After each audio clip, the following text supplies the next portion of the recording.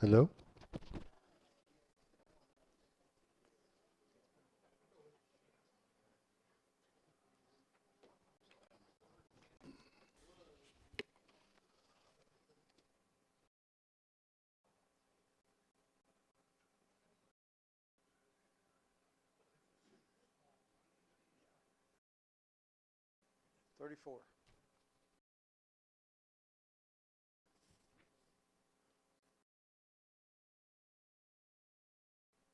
Time for the Pledge of Allegiance.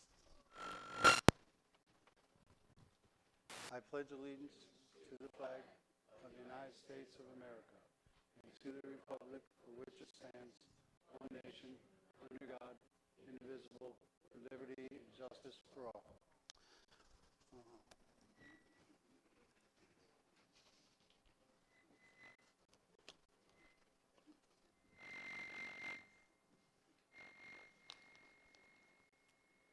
All right, roll call, please.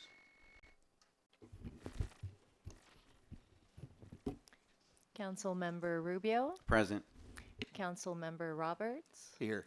Councilmember Morganelli, Here. Vice Mayor Womack, Here. Mayor Wynkoop. Here. Anyone here to do our prayer for us? Come on up, Edward. Stand. Let's pray.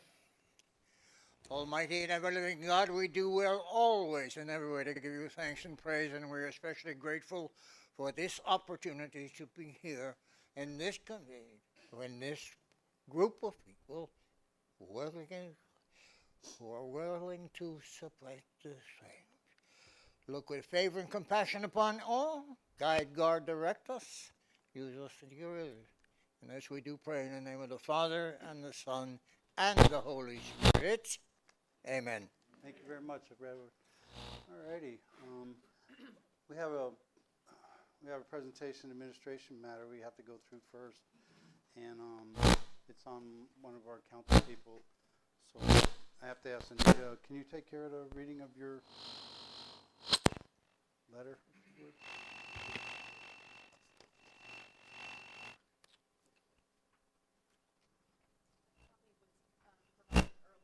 Uh-oh. Can't hear you.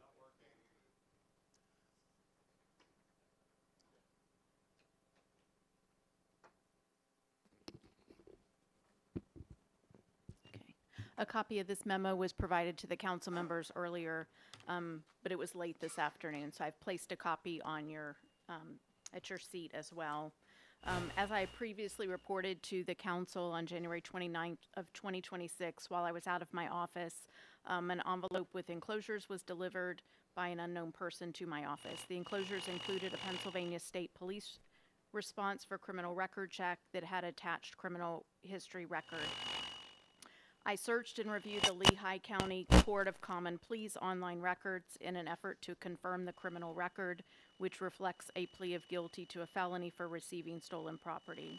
I was able to confirm the information provided and ordered certified copies of such records directly from the Lehigh County Courthouse.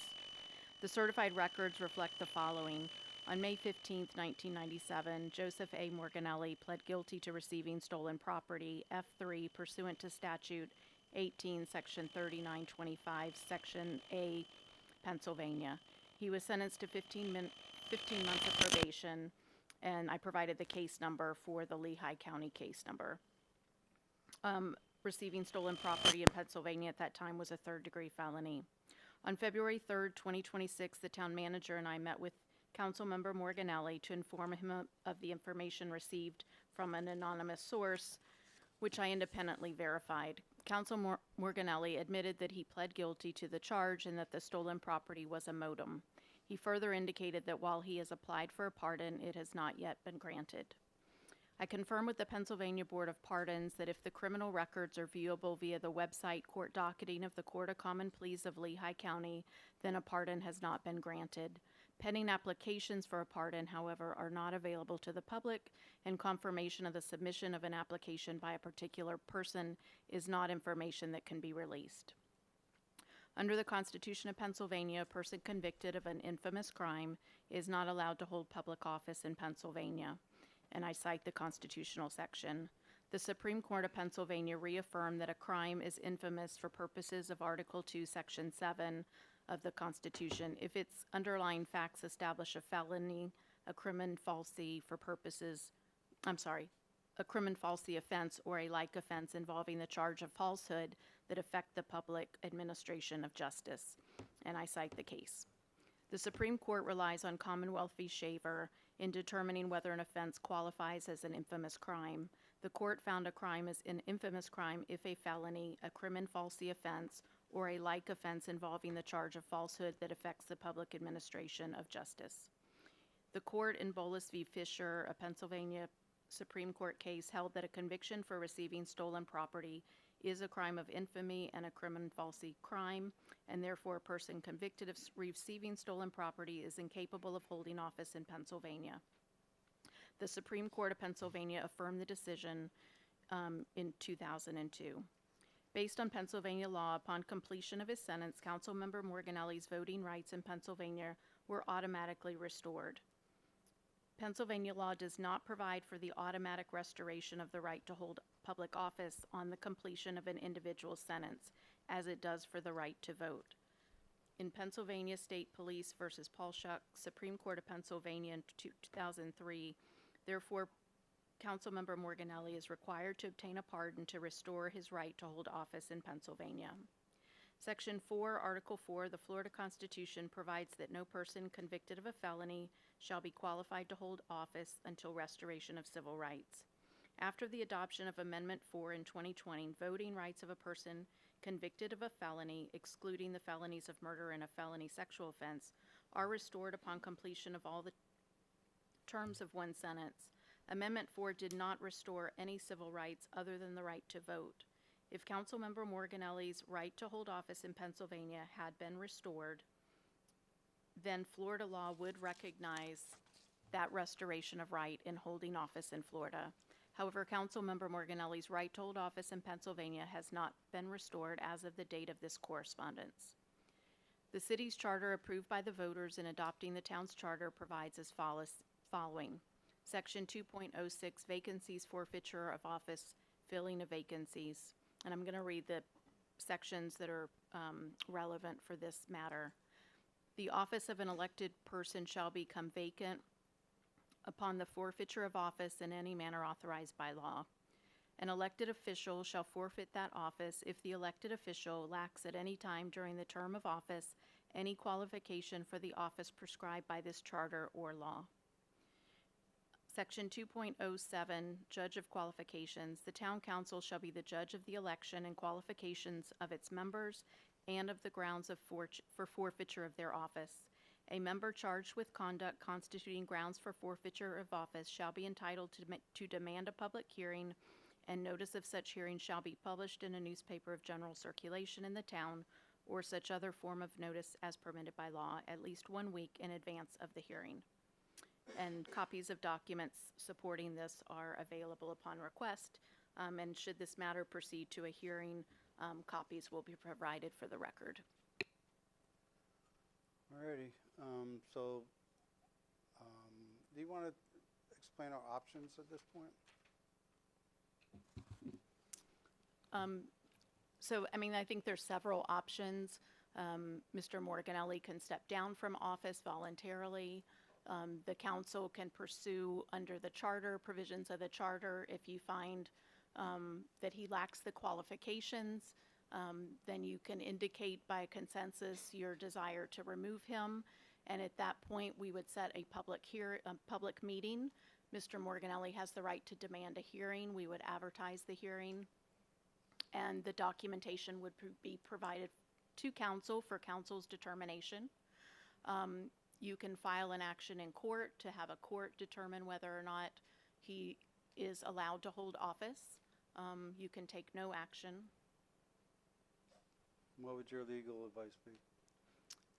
I think it's up to the council as to how you wish to pursue it. I think all are, reasonable options. I do worry that if no action is taken, however, that it does affect the votes that come before the council. And so I think that's something to be considered. so I'll open it up to the council. How do you guys feel and what would you like to do? Do you have anything, Brian?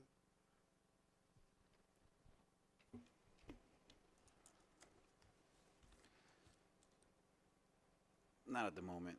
Okay. Carol? You have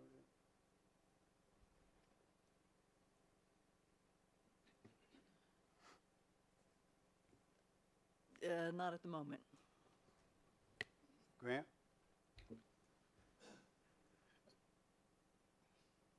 Do you choose to resign, or are you gonna, do you want us to make a decision on it? Not at this time. Okay, so at this point, let me understand it. At this point, Well, we hey, could, I'm sorry. Oh. Why did you not clear it up? Clear, I'm not sure what you're, Yeah, and this is okay. You got in Pennsylvania, you got everything back, but you didn't get the right to hold office. Am I reading that correctly? that's Okay, correct. Right. so if you had taken care of that, then, Well, I'm working on that okay. part now. So, but prior to this coming up, why did it take so long to start to work on it? I mean, I'm No, just- there's really no, I don't have a good answer. I mean, how long does it take to get through the process? That you'd have to, that's a long process, if that's what you're asking. It It is a is a very long long process. It is, process. yes. you know, Yeah. I guess. Now, when I did- Okay, When I ran, I did do my own research. I spoke with attorney. The right to vote is a civil right. I mean, that's a civil right. So what I was told, and again, I have this in my speech too. At some point I'll get to that. But that was, for me, talking with that attorney, and since then has always been, I have a civil right. Our Florida Constitution states a pardon or restoration of rights. It doesn't say which right was restored. so That's why. I mean, this didn't come out of the blue for you. You at least had the awareness of it, and you're. Oh, there's residents that knew Yeah. about it. Yeah, Oh, I've okay, never hidden okay. this. That's the Nope, one thing I nope, want to be nope, clear nope, of. yeah. I never hid this Yep, from anybody nope, right now. Nope. Anybody knew. Mr. Yes. Mayor, if I may, this was provided to us at 5 p.m. Aside from this, there's only one other email that I have received from Anita. So for me to make a decision this second, it's unfair. So I do request that we postpone this, at least to pick what options we're going to go with and see what evidence Ms. Anita has for us. That's what I would suggest. okay. No, I understand that. But, I just want to make sure our options are clear to us. And Grant, do you want to add anything? Did you ever have a discussion with the town attorney regarding this, or just with your own private attorney? My own private attorney. So what I'm understanding, correct me if I'm wrong, Anita, we can vote right now? No? Okay, we can postpone anything so we can review it longer? Right, I mean, so you can put it on a future agenda, whether it's a special agenda or the normal council agenda. And you can take it up at that time and make a determination of how you want to go. If there's, at that time, if there's a consensus of council to forfeit his office based on your finding that there's a lack of qualification, then Mr. Morganelli is entitled to request a hearing. We would have to notice that hearing, publish notice in the newspaper at least 1 week before that hearing, and then have another meeting. Okay. So meanwhile, while we're postponing it to another meeting, if Joe is decide to resign, that would stop that then, right? Correct. Okay. You know that, Yeah, that I'm aware of, yes. Thank you. right? Okay.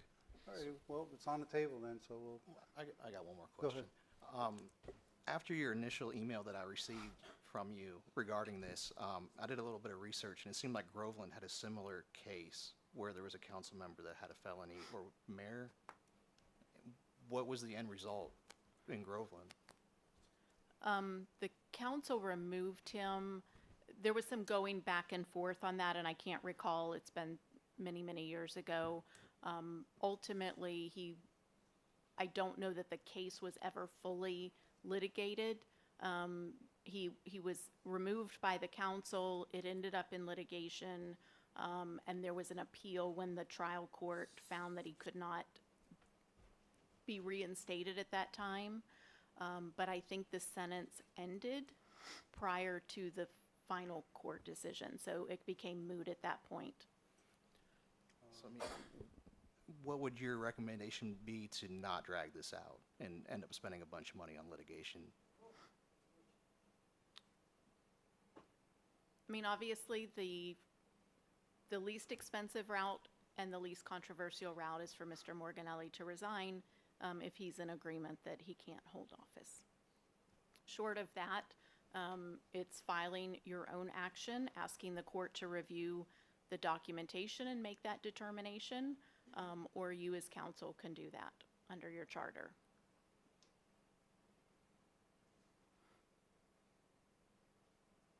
But if you want to have additional time to review, I can send out, as Councilmember Rubio requested, I can send out the supporting documentation to the council members so that you can view that. And then if you wanted to set, a meeting later this month to come back and decide how you want to move forward, or if you want it on the next agenda, it's up to the council. Well, here, I would like to do, and I agree, we just got this information. I would like to give us a week to review the information, think about the whole thing.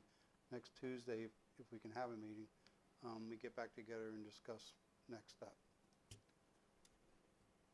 Is everybody okay with that? On the special agenda, right? Yeah. Okay. You okay with that? How does that affect votes that we take tonight and going forward? Excuse me, I'm sorry. I think it's going to depend on the votes and how the votes are. If we have 4 votes and they're in the same direction, then his vote isn't going to really count. If the other 4 of you vote, or 3 of you vote, to move something forward. It's when we get down to votes that are more controversial, or where his vote may be the deciding vote, then it's a little bit more difficult to say if those votes could be challenged. So we don't have any land use items on tonight's agenda, which I'm thankful for. We just have a resolution, 2 ordinances, which are first readings, so they will be coming back for second readings, which is the adoption hearing, and that's what really counts. So. Alrighty. Anyway. And I do just want to say, I'm sorry that it got to you so late. I have been diligently working on this. It is complicated. I did want to speak with others in Pennsylvania as well as here in Florida. Mr. Morganelli asked me to reach out to someone, and I did that, and we've been in communication, and as of yesterday. So I did not want to send something out to you before I pursued what Mr. Morganelli asked me, in all fairness to him. Well, let me just throw this out there. Is there any possibility that we could do this meeting, and I realize it's not on a Tuesday, on Thursday night of this week? Yeah. Okay. No, I'm only asking the question, and I respect whatever answer comes. I know it's last minute, but I wasn't planning on having another meeting, next week either, so.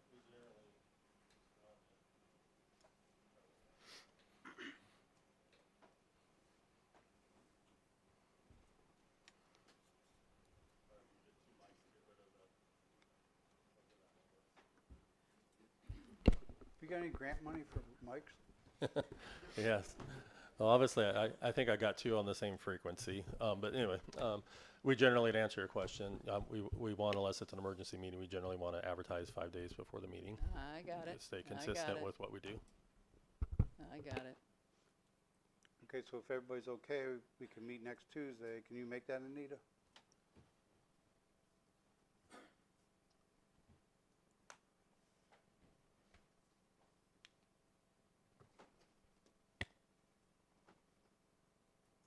Yes, that's fine. Thank you. Okay, so can you make a, Brian, Grant, Joe, Carol, you can't make it? I'll be here. Okay. Now, you weren't on vacation or anything, were you? I'll be here. Okay. Is it Alright. 5 calendar days? I'm Or sorry? 5 business days? 7, oh, for the For the advertising? notice?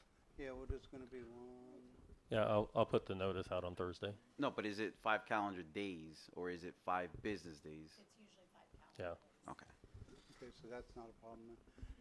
All right, so we're gonna do the 17th, 6:30 PM, have a special meeting to discuss our next step on this topic.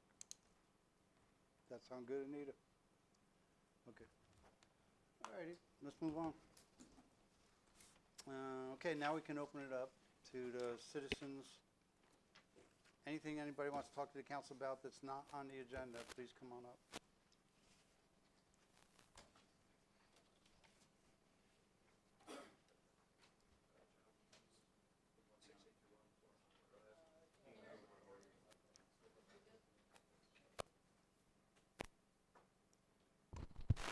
I got the $10 mic.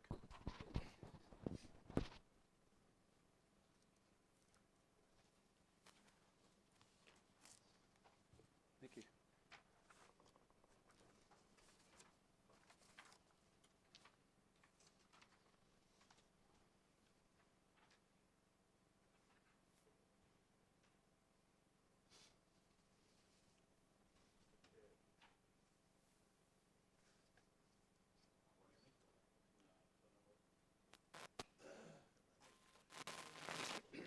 Check, check. Here you go. Here.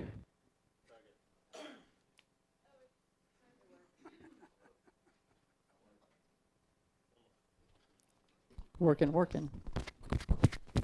Hello? Is this working? Okay. All right. Sorry about that, folks. Okay. I would like to direct the council's attention to an ongoing issue. Robert Tomlinson has spoken before the council and introduced himself as the president of Magnolia HOA. He initiated a challenge to specific items of a town resident. He has made reference to this being a personal issue on his part, but as I discovered from a records request, I have documented evidence where the HOA funds were used to pay legal fees regarding this effort. These funds were approved by the president and dispersed by the treasurer of the HOA. Florida Statute 112.3137A prohibits public officers, in this case council members, from holding contractual relationships that create a continuing or frequently recurring conflict between private interests and public duties, or that tempt the officer to compromise the impartial discharge of those duties.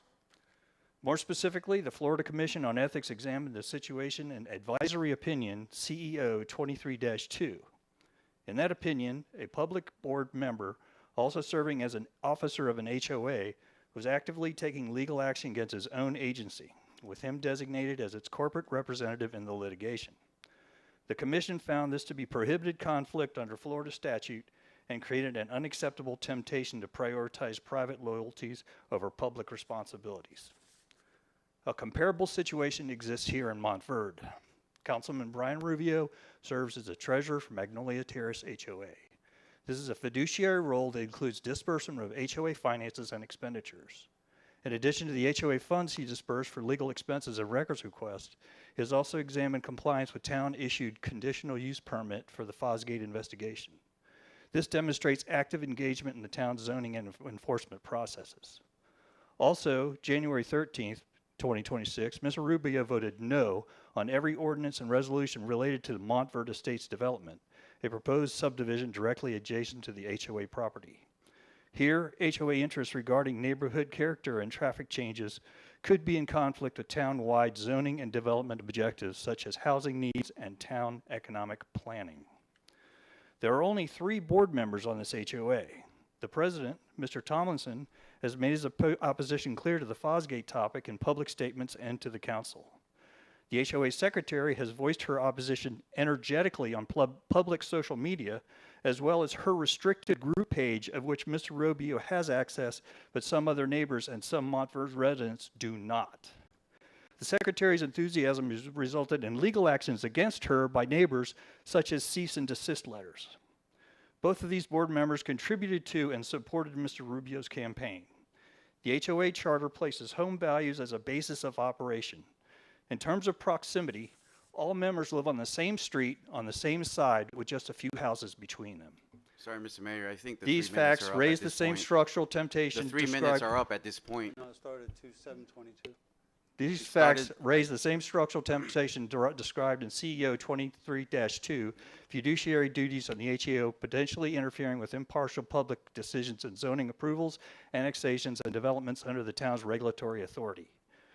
In an effort to maintain transparency, proper optics, and impartiality, and adhere to ethics and laws, I respectfully request that the council direct the town attorney to review this issue in light of statute 112.313, CEO 23-2, and any other applicable ethics rules and state statutes, then advise whether a conflict exists, as well as the best way to address any and all ethics and/or legal issues. Alrighty, thank In the meantime, I ask that in order to maintain integrity, is it prudent for Mr. Rubio to recuse himself Hi, from John, all you've got- discussions? You got 3 and- minutes. Okay. Thank you. Thank you very much. Alrighty. Thank you very much. Evening. Mike Stone, 16301 Burke Street. I'm up here for 3 things. I gotta make my points pretty quick, I guess. Last week, there were some comments reference to my business and character that I disagree with. These comments were made by the town manager, Paul Areno.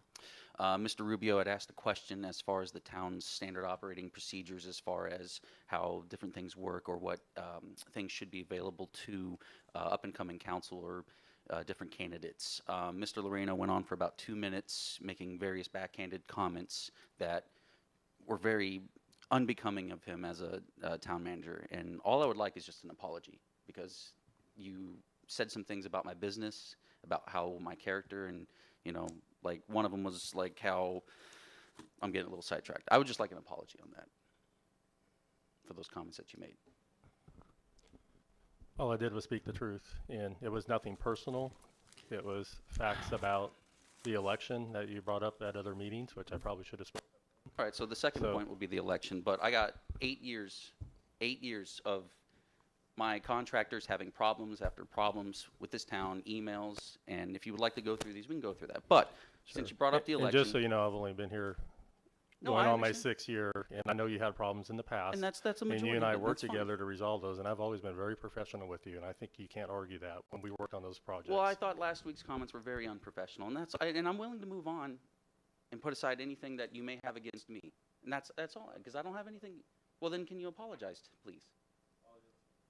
Can you apologize? Because some of those comments were out of line. Anyways, real quick, the statute 106.021 says any depository shall be used for campaign purposes. I asked for a legal definition or a legal reason as to why you disqualified me, and I would like that. So do you guys have that or any sort of writing? I requested it.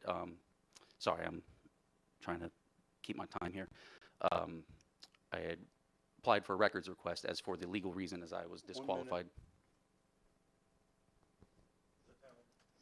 I could have the town clerk explain Okay. the disqualification if you want to.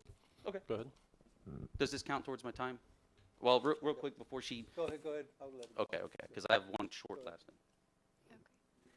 Your account was not a campaign account, and according to our charter, it does need to be a campaign account. Okay, so where in the unfortunately. charter can you reference the actual line where it needs to be a campaign account and where that falls in line with Florida Statute 106.021?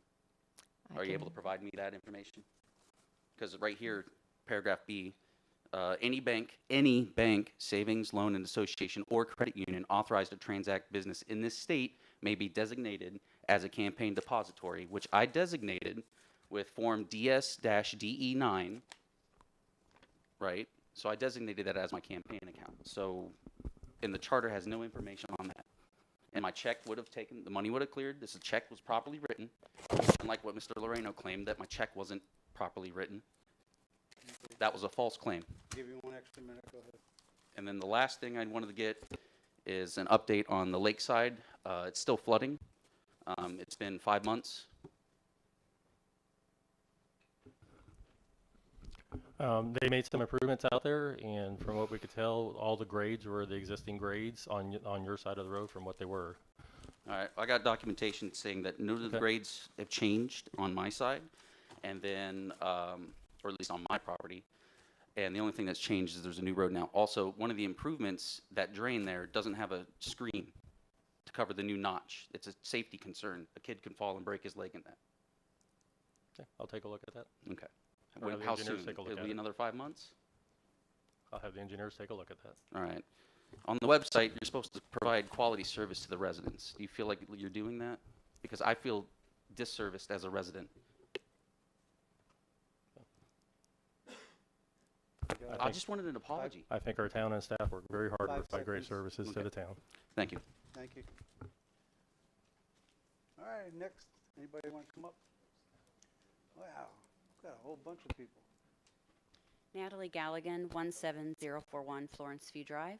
Just had a quick question regarding the issue with Councilman Morganelli. Will there be a chance for public to have clarifying questions or comments regarding that From what I issue? understand, yes, if we go that route. But we're So- not going to know that until next Tuesday. And is that the route of the public hearing or the hearing that you mentioned? Next week's meeting would just be for council to give direction on how they want to pursue it, Okay. Thank you. but it wouldn't be the actual public hearing. So if they decide if you decide next Tuesday to go the route of the public hearing, that is when the chance of we would be able to ask Correct. questions or, okay. Yes. All right, thank you. You're welcome. Who's next?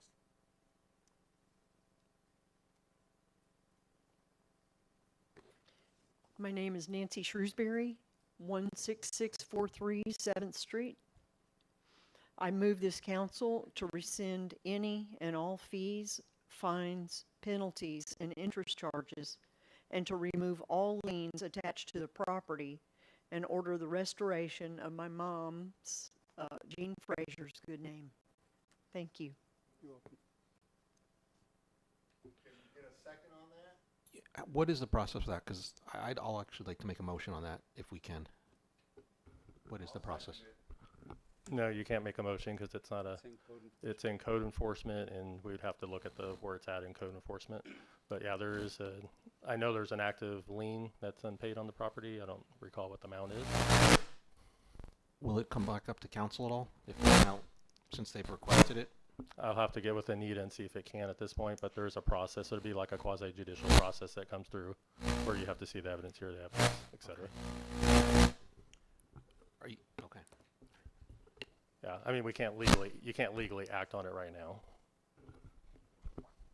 Go ahead. My name's Neil Frazier. I also am at 16643 7th Street, and you know I've seen it happen. Brian was granted the blessings of the council. There's no reason. My mother was a 97-year-old woman when you did this to her, Joe, and you know you did it, and you know what you did, and you know why you're doing this stuff. And I'll bring it up. I'll sit down with Mike here, and we'll talk about what you've done. Okay? All we're asking is for you to restore the name. You can vote on it. You don't need the money. You know, this is probably the way you pay her legal fee is preying on the weak and the elderly and the poor. That's what you do. And it's not very becoming of a council. It really isn't. It's shameful. Paul, you know what you've done? You've done all these fines with one blurry photograph. And my mother asked for a continuance and you denied it. She had a doctor's appointment. She couldn't make it. She asked for a continuance and you all didn't have the courtesy to give that to her. Shame on you. Shame on you, all of you. To be fair, I asked for a continuance on my code enforcement issues in the past, and I was denied. Yeah, So- well, I mean, it's not right. It's not right. It's a simple thing to just say, okay, a 98-year-old woman cannot make it here, so we're going to allow her to come the next time. But you can't do that. I don't understand. Is there a path for council? I'm trying to think how I want to word this the right way. Is there a path for us as council?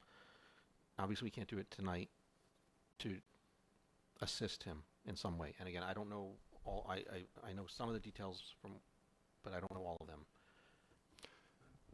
So there is a path in code enforcement. So first of all, it is a code enforcement case. It was a case that was, multiple cases actually, that was heard before a special magistrate for multiple code violations on the property, which I think the special magistrate, and with our encouragement, was very generous in giving time to rectify the problem.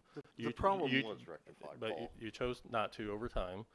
With that said, there was a fine issue. It was a per day fine. It kept going on and on and on until it finally got cleaned up. So I believe there is a lien on the property. Again, it's been sitting there for a long time, so I don't know what that amount is on the property. I'm not sure. We'll have to look if the appeal needs to go back to code enforcement for the special master, or if it's at the point where it could come before council.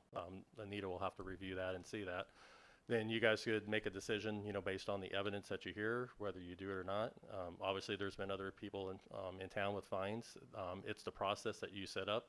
It's the fine process that this council set up for code enforcement. So you definitely have a right to do that, but you also run the risk of why do code enforcement?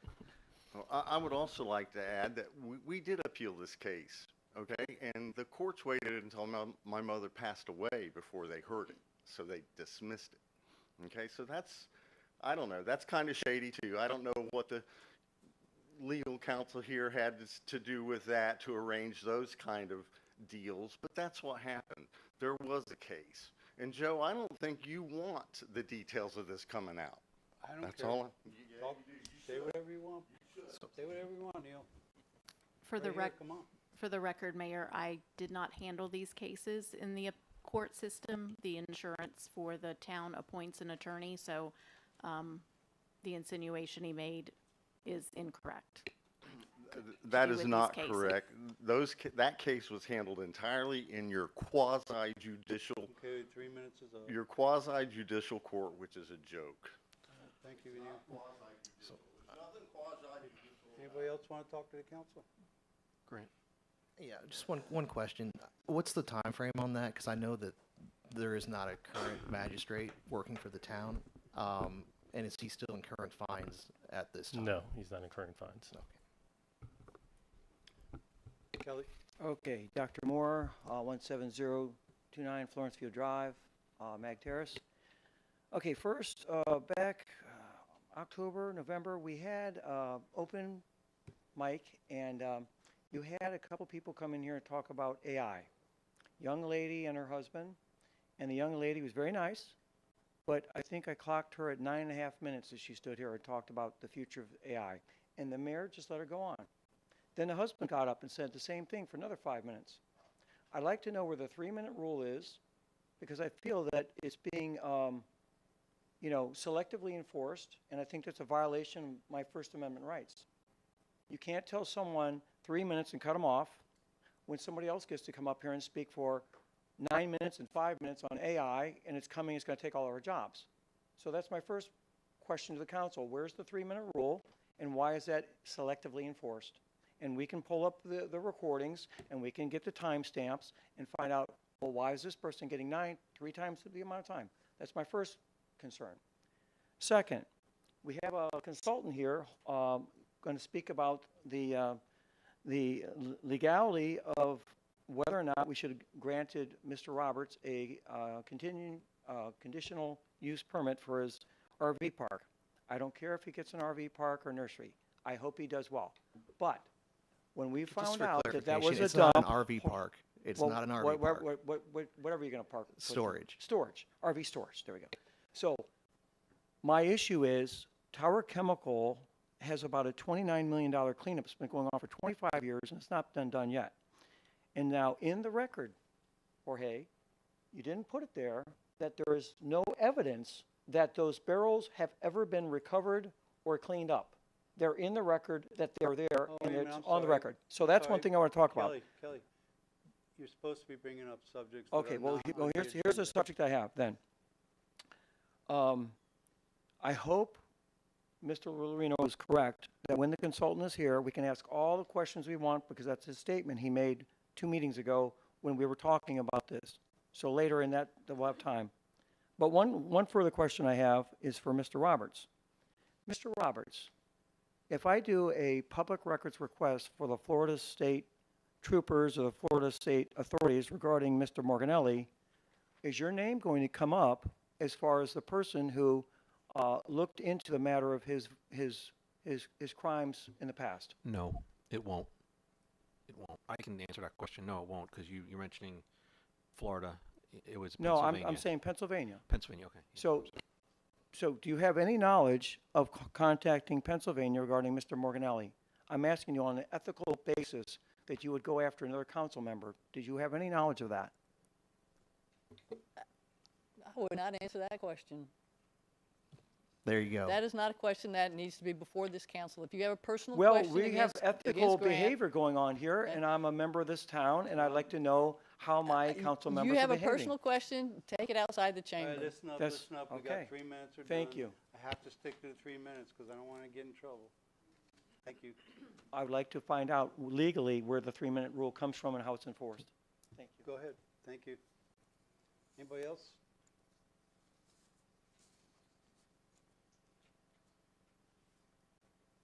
Oh, I saw you, Howie.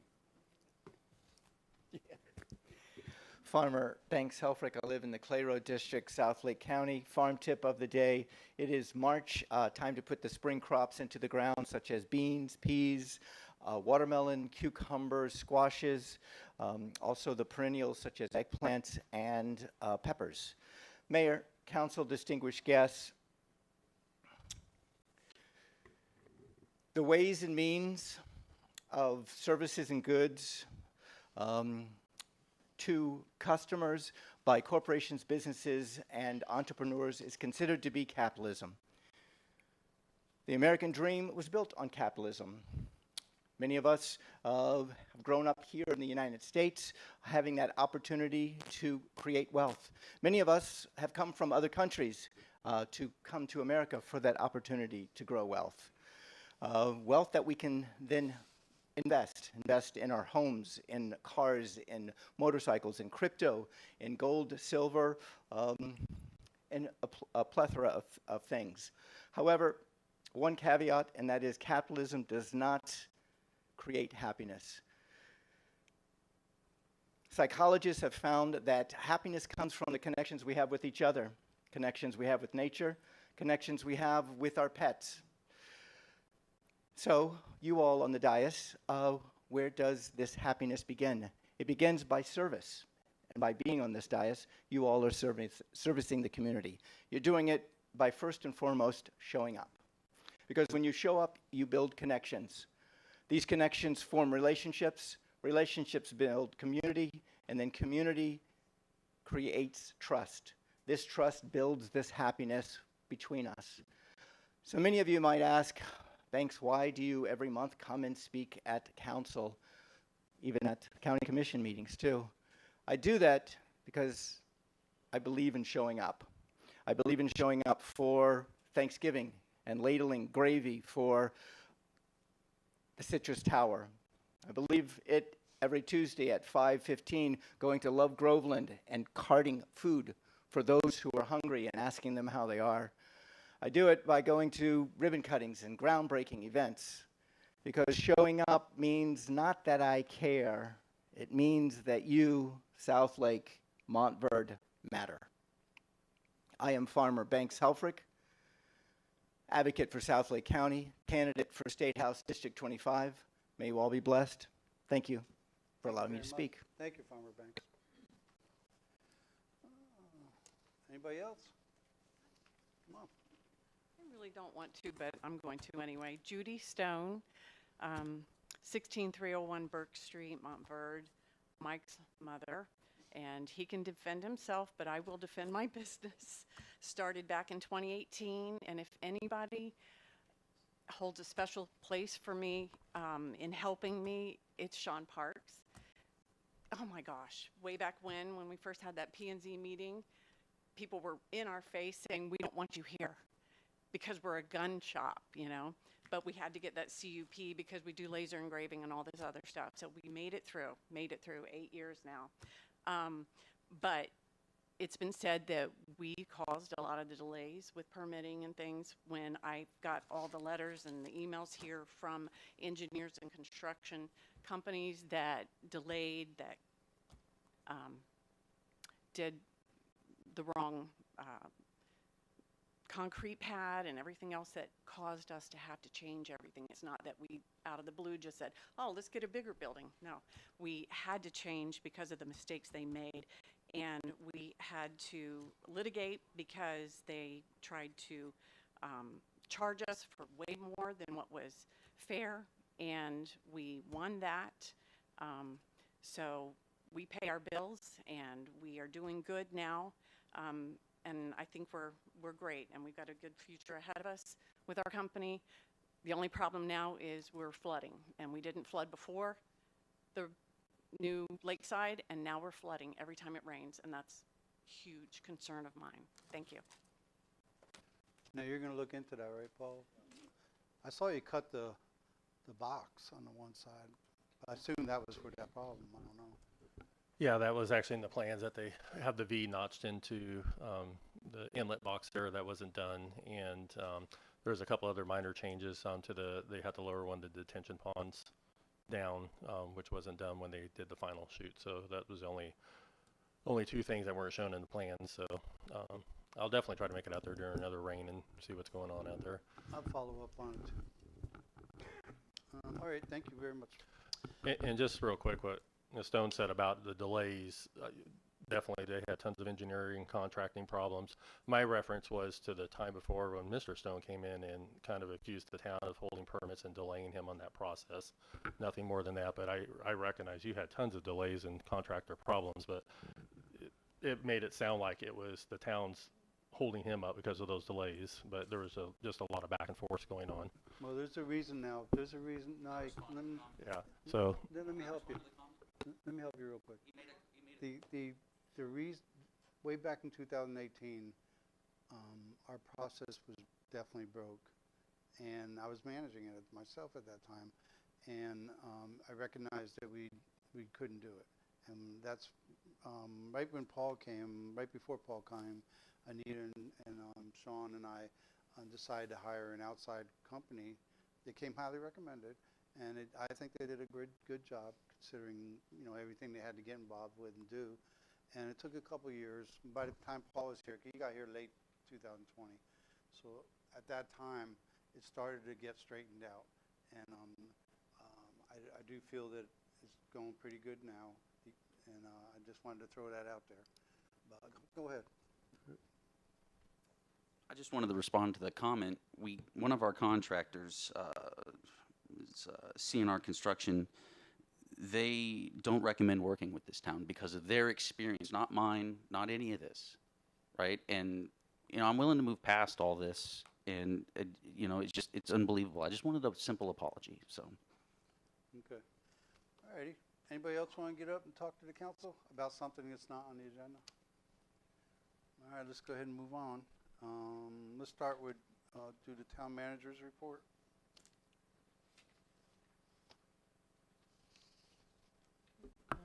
Mayor, Council, a couple things.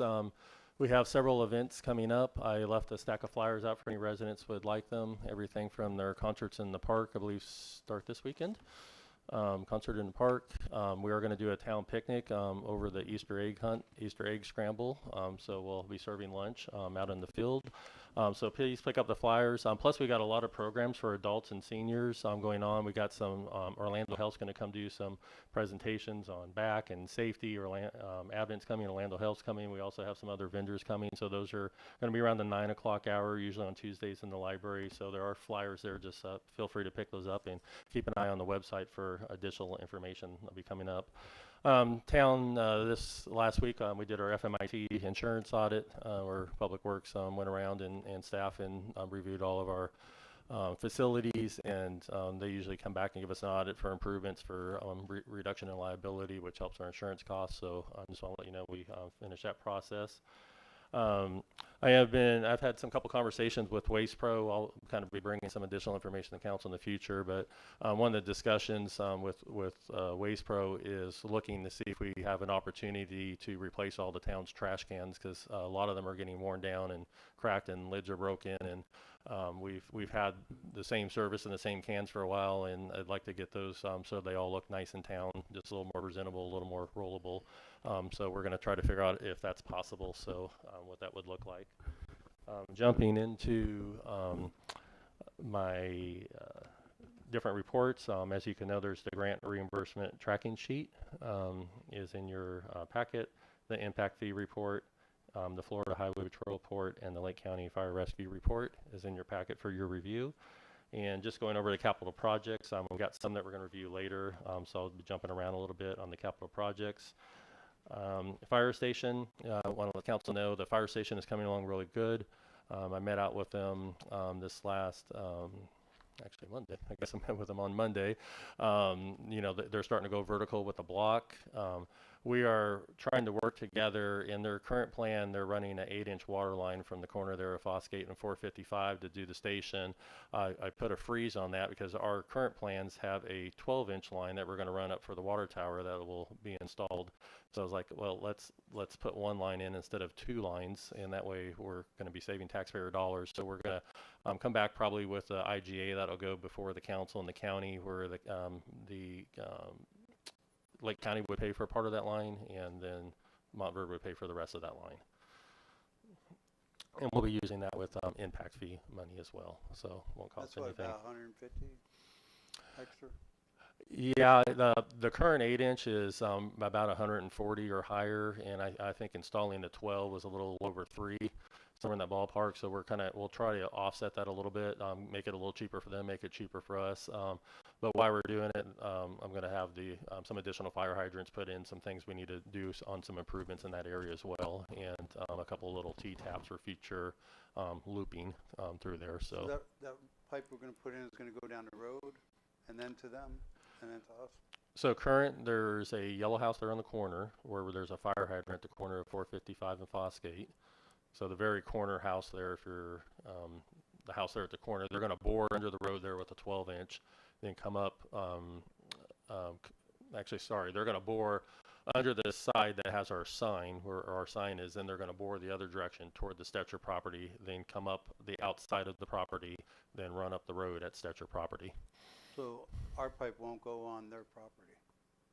No, we're going to put just one pipe right down, and it'll be on our property right at the property line. And so we got that designed out. So it's a great opportunity to save taxpayer dollars. You know, Lake County taxpayer dollars and our tax dollars will both be saved for the town.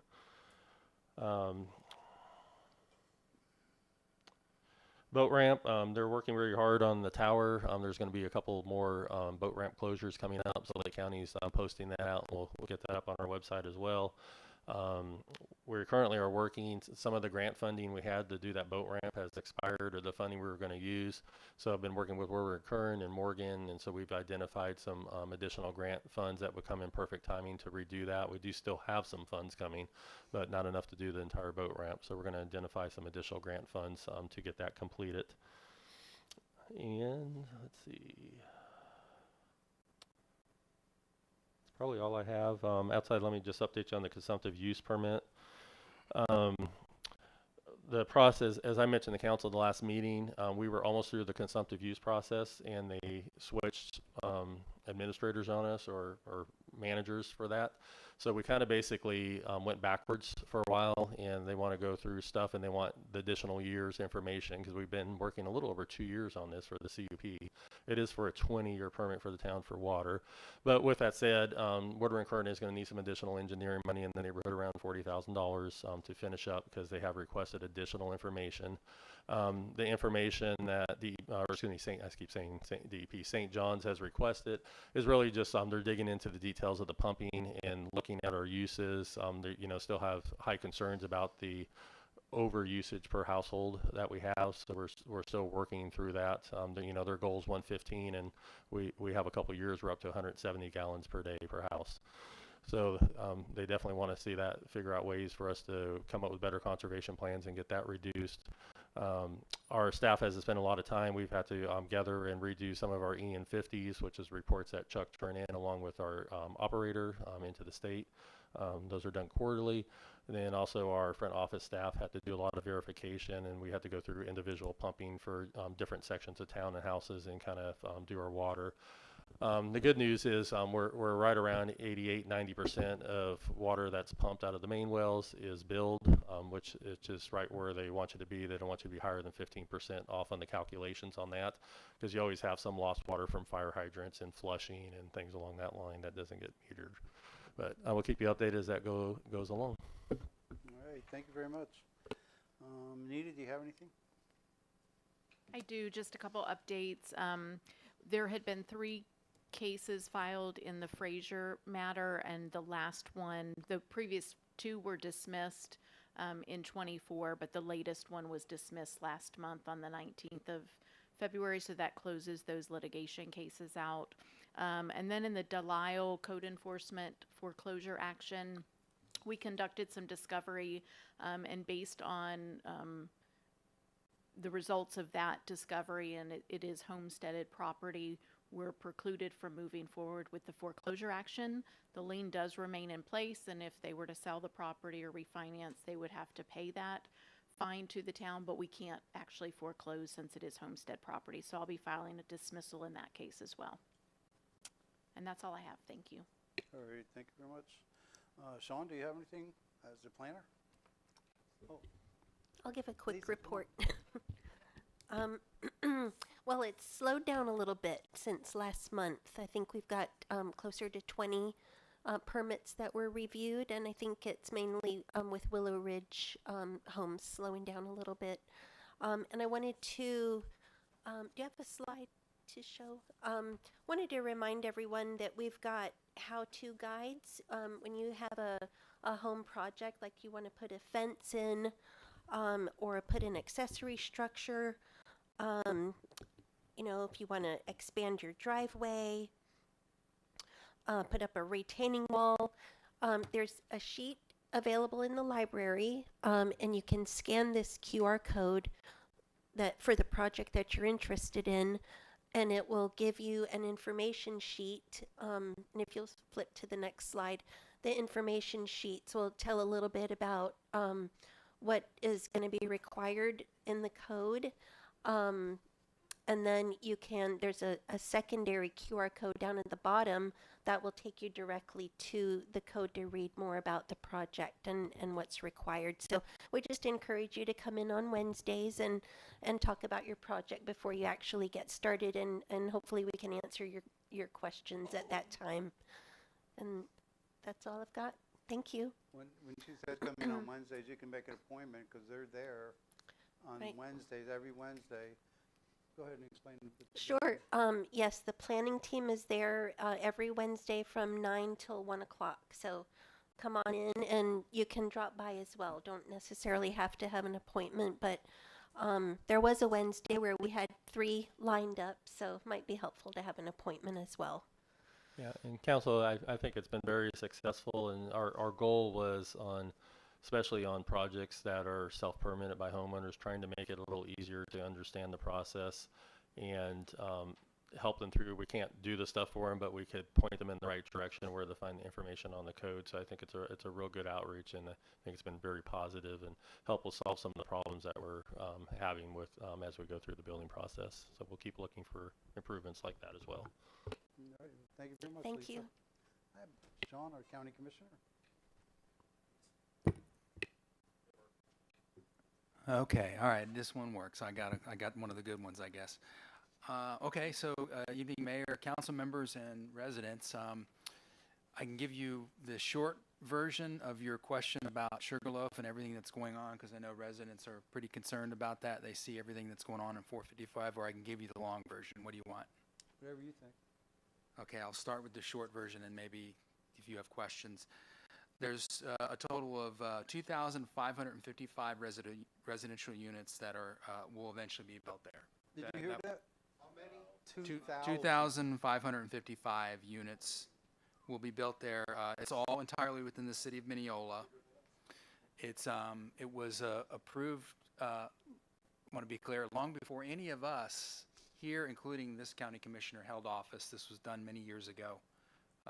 the entitlements, the approvals that have come along with it have changed a little bit here and there, but generally speaking, that was what was approved many years ago. The clearing that you're seeing with the trees, there was an ag exemption that they used, so that's why that, especially at the top part of the hill, there'll be apparently there's going to be, on Sugarloaf Mountain, there'll be an overlook that the city of Mineola will eventually build as part of that development. So there's various phases that have different numbers of units. I won't go through all that because that is a couple pages unless you want me to.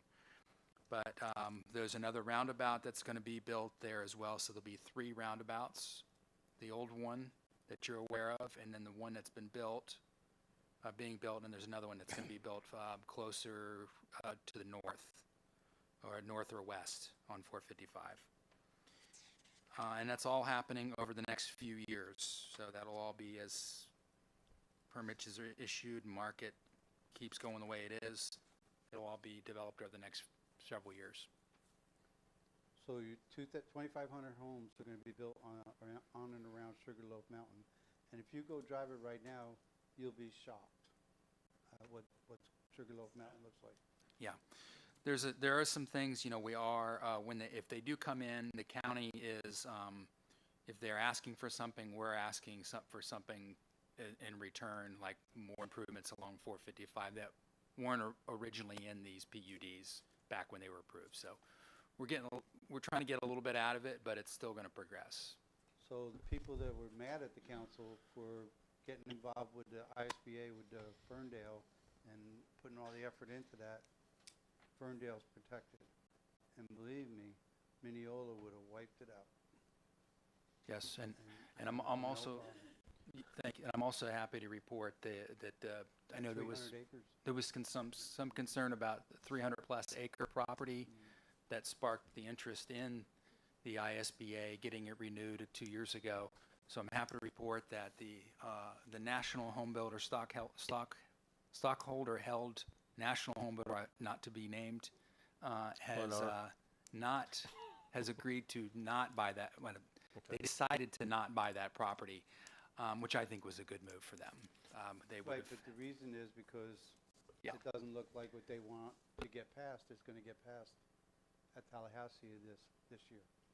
It could be. Well, that's why we need to watch what happens at Tallahassee. Tallahassee's been especially aggressive this year on home rule against being not so favorable to home rule and preemption of cities and counties for sure. We're going to have to watch that. But for the time being, that property is safe because that home builder decided that it was, obviously they saw what had happened here, the ISB being renewed for another 20 plus years. 19 left. Yep. And I had some discussions with them and certainly told them of the realities and the resolve of the community to remain a rural area, and I think they took the advice and are not going to purchase that property. So, is there any chance the government might look at it? So I'm encouraging. There's some people I know that have been involved with this. I know like Lynn Riffle and the Roods that live right next to this have been watching it intently. And I've encouraged them to reach out to the landowners for that process, to submit an application for, as part of the land acquisition program the county has, the $50 million bond that we initiated 2 years ago. So we'll see. Well, I can't make them do that. They have to voluntarily do it. So they're international. They're not. I don't believe that they're based here, maybe in Miami, I think is where their attorney is from, but no, we're gonna try to encourage them to do that, but we don't know yet. That process is open for another month, by the way. The application process, the county's first round of applications, that's open. So if you have other properties that you know of that are interested, willing landowners, please ask them to submit. They're throwing a $20 million number for the 300 acres a while back, and so you got 30 left over and a $50 million. Yes. Yeah. I mean, I think my home is $3 million, so you know you can always ask for that, but It's not, by the way, to be clear. And Mayor, could I have Not even Mr. close. Could I have Mr. Parks just real quick update us? I think on Senate Bill, was it 268, that amendment they're trying to throw in there? Because I wonder if some of our residents need to make some phone calls, because that was pretty devastating. Yeah, there was, I think it was 208. 208, okay. Yeah, 208. There was sort of a sneaky little amendment that was proposed to prohibit a county, and mostly it was aimed at the counties for against prohibiting them from establishing an urban growth boundary or a rural boundary, which we so happen to be, Lake County is redoing our whole entire comprehensive plan right now, and we are most likely going to establish a rural boundary line. So that would have preempted us, it would have prohibited us from doing that. Meaning, outside of that line, urban growth, or whether you call it rural boundary, in our case, it was going to be no annexation, all rural areas outside of a line that's drawn on the map. And we're going through that process, and we work with the cities on doing that. This amendment, if it passes, would have prohibited us from doing that. So if you are concerned about this, and I think preemption is a big deal this year. Very big. Yeah, it's every year, it's like exponentially gets worse, I think. Then you will residents, you will want to let our local legislative delegation know. In this case, it'd be Representative Yarkowski and Senator Trunow. Let them know that you don't want that amendment, any such amendment in any bill.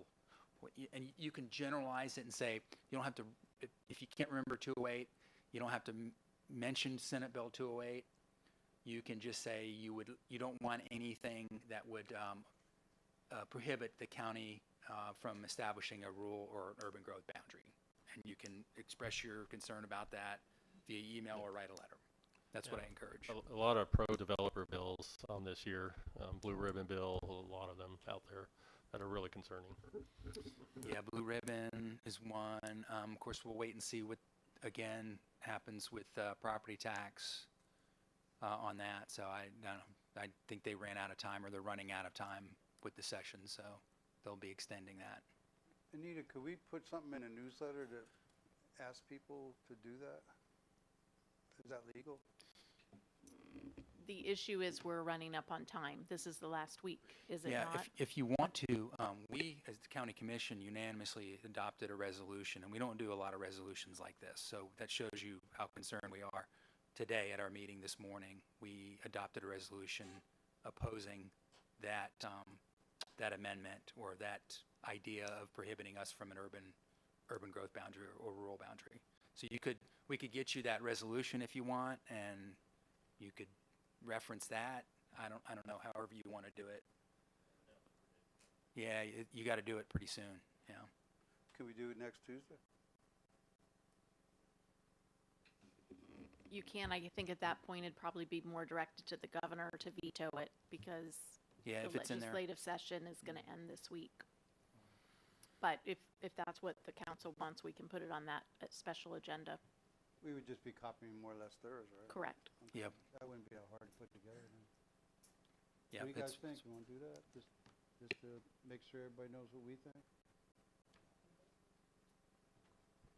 Brian? Okay, yeah, if you wouldn't mind, Anita.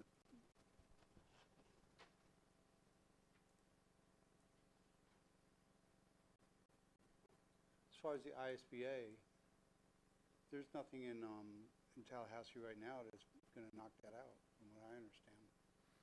I haven't heard anything. Early on, I heard some talk about banning JPAs, joint planning agreements, and ISBAs. But I don't think that went anywhere. I could be wrong, but I'll check. I did don't think I it did is. see a commentary from Thousand Leagues that the way that urban boundary was written, it could be possibly applicable to ISBAs as a boundary line. That was Yeah. their interpretation, that it may have opened that door up. That's why I was concerned about it the most. Yeah. I wouldn't be That goes back surprised. to the whole town. Pick Montverde, 2 square miles pretty much. We only have 37 acres left to build on, going down Ridgewood, on the south side, bordering Bella Quina, who obviously is a good customer for that property. There's very small lots to build on in Montverde after that. So these councils in the last few years have been able to build out Osgood, went from way over 250 homes to 136 half-acre lots that are being built. And everybody in this room watched that happen over the last 3 years. Bella Colina came up, finally is going to build their 58 acres plus the 10 acres they annexed in for 100 and, what did we all decide on, 102? 101 homes. And they're entitled to more, but they're only building 101. So that took care of that 58 acres on Ridgewood. So what's left on Ridgewood is across the street. On the north side, you have the 10-acre lots that the Hunts own. And because of what the residents voted this past November, it would take 4 people out of 5, supermajority, to change any density for those 2 lots, or any lot. But those were the 2 primary lots that were being targeted to help steer in the right direction. That's a nice way of putting it, isn't it? Okay. So take that all in, because you're going to be living in a town that's going to be totally built out. You don't have to worry about apartments or anything you might not want coming here. It's built out, it's finished. Drop the mic. Yeah. All righty. All right, let's move on. How about Town Council? Brian, do you have anything? No. Okay, Carol?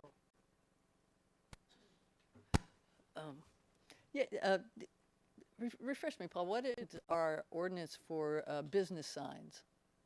And I'm not talking about, I mean, like, well, let's just get straight to the point. Can we put up a business directory for our businesses downtown? Because there's some like Mike's Shop, Stone Cold Works, and what is it now, Drift, that if you don't know those businesses are down there and you're just passing through town, which I think we are picking up more and more flow-through traffic, it might be good to have a sign there that says, hey, these businesses are right down that road, if you guys are interested.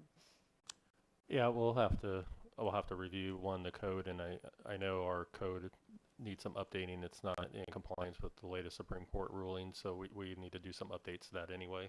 So we could look into that, but I can't answer that tonight. But we can definitely bring that up at our next planning meeting.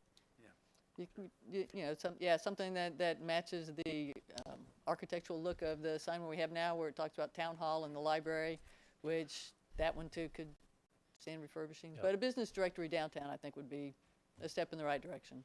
And we can look and see also, as you know, we're looking at a possible roundabout in downtown, and that might be able to be incorporated into the roundabout. That'll work. Thank you. That's it. Alrighty. Grant, do you have? Yeah, I had a resident reach out to me about a permitting issue with the portal, scheduling a permit.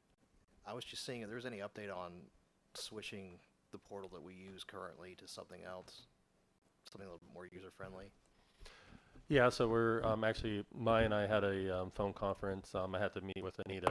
There's a few legal issues in the contract that they need to change for us to, legal under Florida state statute, enter into a contract with them. And so I had a phone conference with them, and I think we got all those issues worked out. And it mainly has to do with open records, is where we're going back and forth and struggling. They want language in there, long story short, that everything's proprietary and it can't legally be that. So I think we got that resolved. So they're supposed to report back to us this week and see if they agree to that. Then if Anita's good with everything, we should have that on the next council meeting. So we're close. So it's really contractual negotiations over Florida statutes that we're struggling with at the moment. Gotcha. And then during public comment, one of the residents requested that we make a direction to the town attorney. What's your opinion on everything that he said?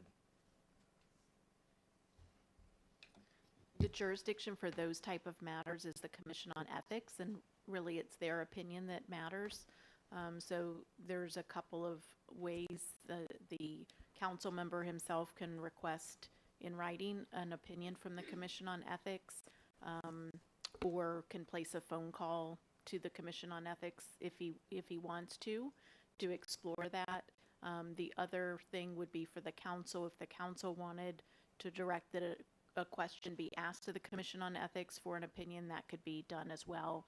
It really does require a lot of detail, and so I would need to, if the council wanted to do it, then I would need to get with Councilmember Rubio and really learn more about what his role is and understand that for writing the letter. But that's something he could do on his own if he wanted as Okay, well. thank you. You're welcome. All right, Joe? Yeah, obviously I have. The moment you've all been waiting for, right? Let's see. All right, before I get into my speech that I've rewritten about 5 different times, let me address a couple things that were brought up as well at public comment. There was a comment in reference to Facebook groups, and quite honestly, it's been ongoing that Brian and I are on the same Facebook group, and it's a closed group, and every group on Facebook is a closed group. I don't comment on anyone up here when they post. Well, maybe I think I may be on Carol when she did something for breast cancer awareness. I think I posted something on that. Yeah, but I'm not gonna. There's a line where if somebody up here posts something on Facebook about asking for opinions, correct me if I'm wrong, we're not supposed to respond to that, and that is something that I know I abide by. I've never seen anybody up here actually do that. So again, the complaints are being made on another Facebook group that's also a closed Facebook group that all council members are on. So it's kind of weird. It's something I just wanted to address because at the end of the day, I'm tired of hearing about it. But, another comment was brought up in reference to Grant. You had, in reference to whether or not you did the records request from the Pennsylvania State Police. Brett, you guys all want me to be upset at this and be angry and be upset at Grant for it. I'm not. I'm not upset. I have no anger towards anybody up here. Everyone has their reasons for doing what they want to do, and it's whatever. I'm not going to say any more about that, but again, let's see. There's a resident back there that keeps smiling at me that keeps asking me, "Am I having fun?"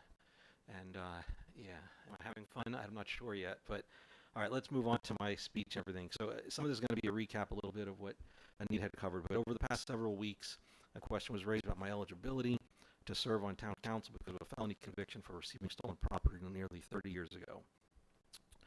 Before I decided to run, I sought legal advice and believed in good faith, and I need to review this letter, but that I was eligible to serve because my voting rights had been restored.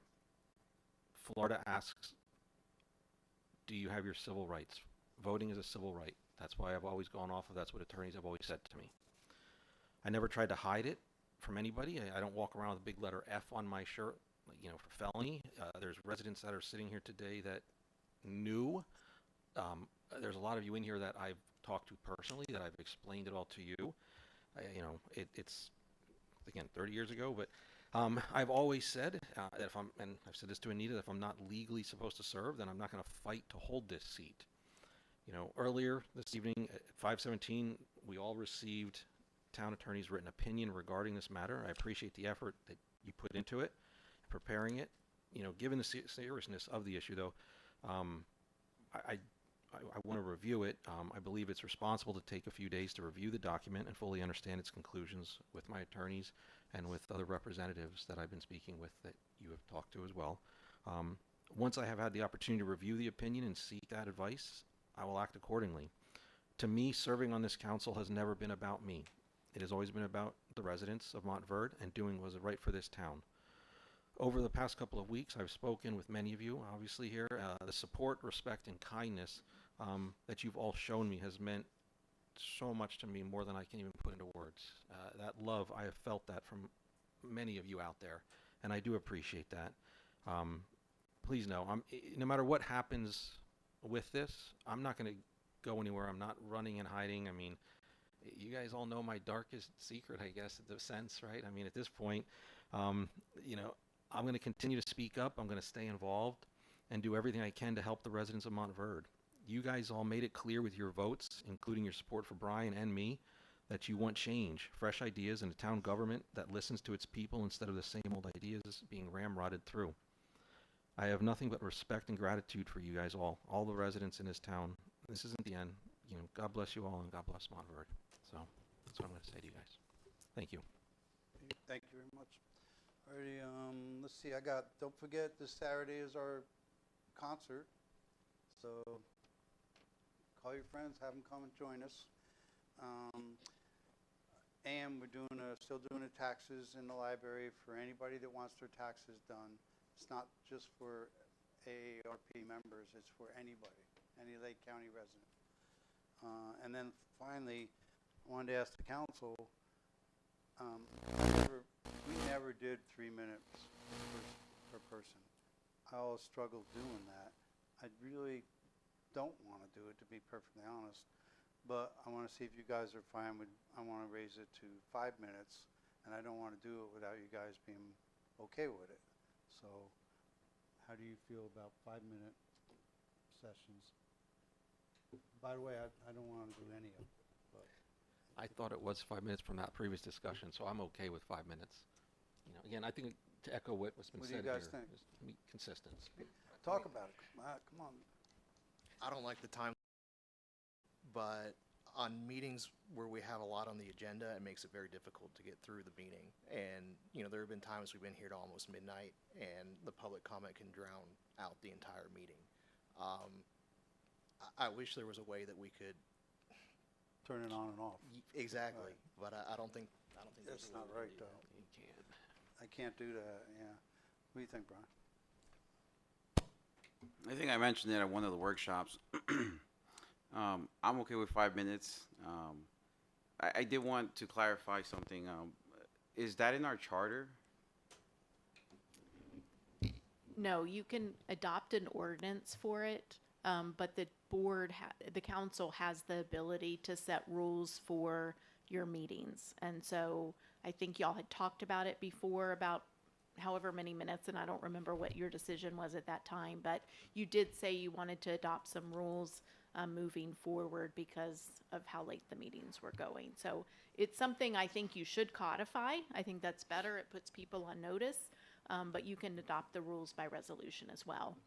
Some of the other things are, you know, one time up at the podium. Those sorts of things are in the purview of the council and how you want to run your meetings so that they're orderly and timely. And that's up to all 5 of us. Correct. Okay. Yeah. I'm all for the 5 minutes. I would like to throw in the caveat that if it appears that our 5 minutes is being abused, we have the right, obviously, to roll it right back to 3 minutes.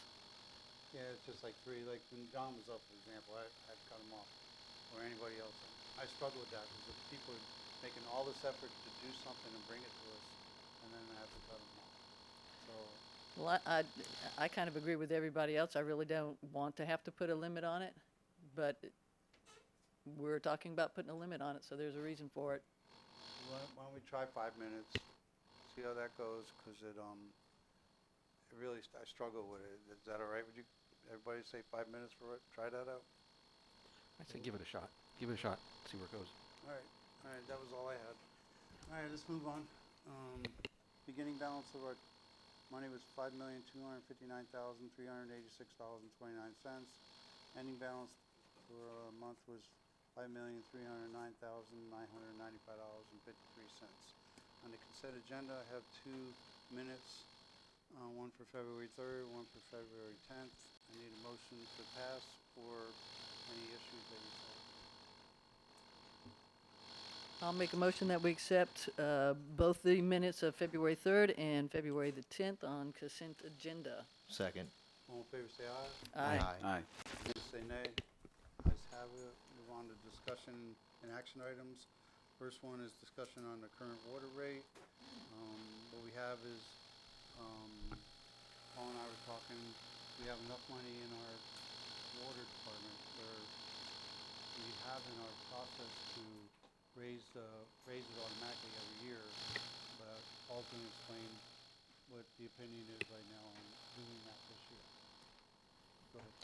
Sure. So Mayor, Council, by adopted resolution, we adopted a rate study several years ago, and the recommendation every year in April that we increase our water rates by 5% to keep up with inflationary costs, CPI, and other fees that come forward in operating the water department.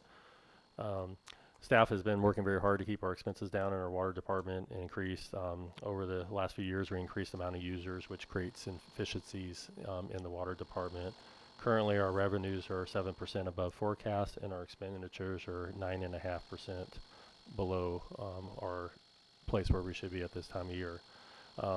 With that said, if council wishes, I would make a recommendation. I'd have to bring back my resolution that we do hold off on any rate increases for this year, which would be the third year in a row we have not increased rates, which would help our citizens and our customers. So if you guys are okay with that, you can direct Anita and I to bring back a resolution to Are you okay hold with off that, on that. Brian? How about exploring of reducing the rate? Is that even an option? Oh, that's one step. We're one baby step. We're careful on that, but that's an idea. Carol, Go to work on it. Grant, I'm good with it. Joe? Yep, all good here. Okay, so why don't we start with that, and then we'll see about reducing it. Yeah, We- I we're mean, doing- obviously we've had great inflationary pressures over the last couple of years, and 5 years ago the water system was running in the hole every year. Right. So we've done a really good job to bring it where it's at. You gotta watch it every month. You know, if we get too much rain and nobody uses their sprinklers, we're way behind in budget. It's just the weather affects it tremendously. So we gotta play it by ear, and we're doing really well now. And I'm sure it's because we're increasing the number of houses in Montverde, and water usage is high. Not to mention we have a $13 million grant that we're fixing to put the new water tower in up by our new fire department. Anyway. Well, I've read nothing anywhere, Claremont, Mineola, Groveland, nobody with a rate, well, I guess we can't really call it a rate reduction. We can just say we're not increasing. I guess Yeah, that's the way to I do believe it, all the yeah. cities, I think even Claremont had multiple increases over a Increases. 1 year period. Right, So right. I think that's been Mentioned pretty that. prominent, especially with the inflation we've Yeah. seen. It's 5%. Yeah, It's a good so ours is no change. I like that. All right, so let's move on to, if you would please, Anita, read Resolution 2026-03. We still Oh, have I'm other sorry. discussion I items. went here. over something. Discussion and action items. We're going to discuss the current environmental study report. And this young man's going to come up and explain the report that he did. Yeah, so Mayor, this is Jorge Casper. He's with Montrose Environmental, and I'll have you come up to the podium here and introduce yourself and give a little bit of your background and kind of explain the report you prepared for Town Council. Thank you. Thank you, Mayor, Vice Mayor, and City Council. Good evening, and everybody. My name is Jorge Caspary. I'm a civil engineer and a professional geologist. Work for Montrose. I'm a senior principal, and then before that, I was one of the heads of DEP up in Tallahassee. I got hired by the town of Montverde to take a look at the issue with the former Fosgate dump and whether the town acted appropriately in terms of granting, excuse me, the conditional use permit. That it looked at all the evidence, and is the town liable for any environmental cleanup? I looked at all the records that DEP and EPA had created, dating back several years ago. I don't think there's any dispute that there is a former landfill at the location that it's off Fosgate Road. However, my task is to determine, again, I will be repetitious here, did the town planner look at all the data? The Department of Environmental Protection acted appropriately. What did USA EPA did? And is the town liable? So based on my review of the records, including EPA records, in which DEP states that they have closed the file on this issue of the former Fosgate dump road landfill, based on sampling analyses that had been done on adjacent wells, and those analyses analyzed for chemicals that were at some point in time fabricated by the former Tower Chemical Company located, I think, 2 miles down the road. They did not detect those in wells. DEP closed the file on this, saying if the land use changes, we may take a look again at this issue. So I went and looked at the town, at what the planners had done. Did the planners recommend issuance of the conditional use permit based on the zoning? And that parcel is zoned low residential. And so the planners acted appropriately in terms of granting Mr. Roberts the permit to use the land as a storage for boats and RVs. Furthermore, the town asked the property owner, did it to acquire environmental liability insurance. The town asked not to impact wetlands. All that weight of evidence pointed to my conclusions, and I don't want to take a lot of time because I'm sure there will be questions, that the town acted appropriately. In fact, the property owner could, under the current zoning law, install homes, construct homes there. Under the current zoning, the property owner could plant crops, till, but what the town did is approve a less intensive land use. And so in that regard, the town acted appropriately in granting this property owner the land use. Is the town liable environmentally? This issue is handled at DEP. The town has no force to enforce the property owner to undertake any assessment or any remediation of the former landfill. That is a matter for DEP to take care of. And I am aware that DEP has asked the property owner for access. This is a matter not related to the town. That's between the property owner and the DEP. And so, not to take much out of your time again, the town went above and beyond in granting and making sure that the property owner would abide by the conditions in which the permit was issued. And the town has no further liability on this matter for an environmental cleanup. I'll stop right there. All righty, I'll open it up to the public. Anybody want to ask the gentleman a question?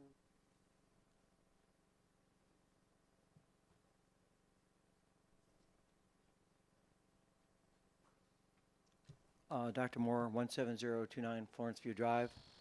My understanding, a couple things. The barrels that Tower Chemical have in the record, they're documented, and we've also had people in town say that they were there. That might be hearsay, but the Florida Department of Protection is currently, they have a March 12th deadline for Mr. Roberts to respond back to give them permission to test his ground, drill augers and various things to check, because they have data that states he has chemicals known as not only lead but PCBs, and I'd like you to explain that, because their letter to Mr. Roberts, which is public knowledge, states that these are in the soil and in the groundwater in samples. This isn't hypothesis, and that these are carcinogens if you come in contact with them.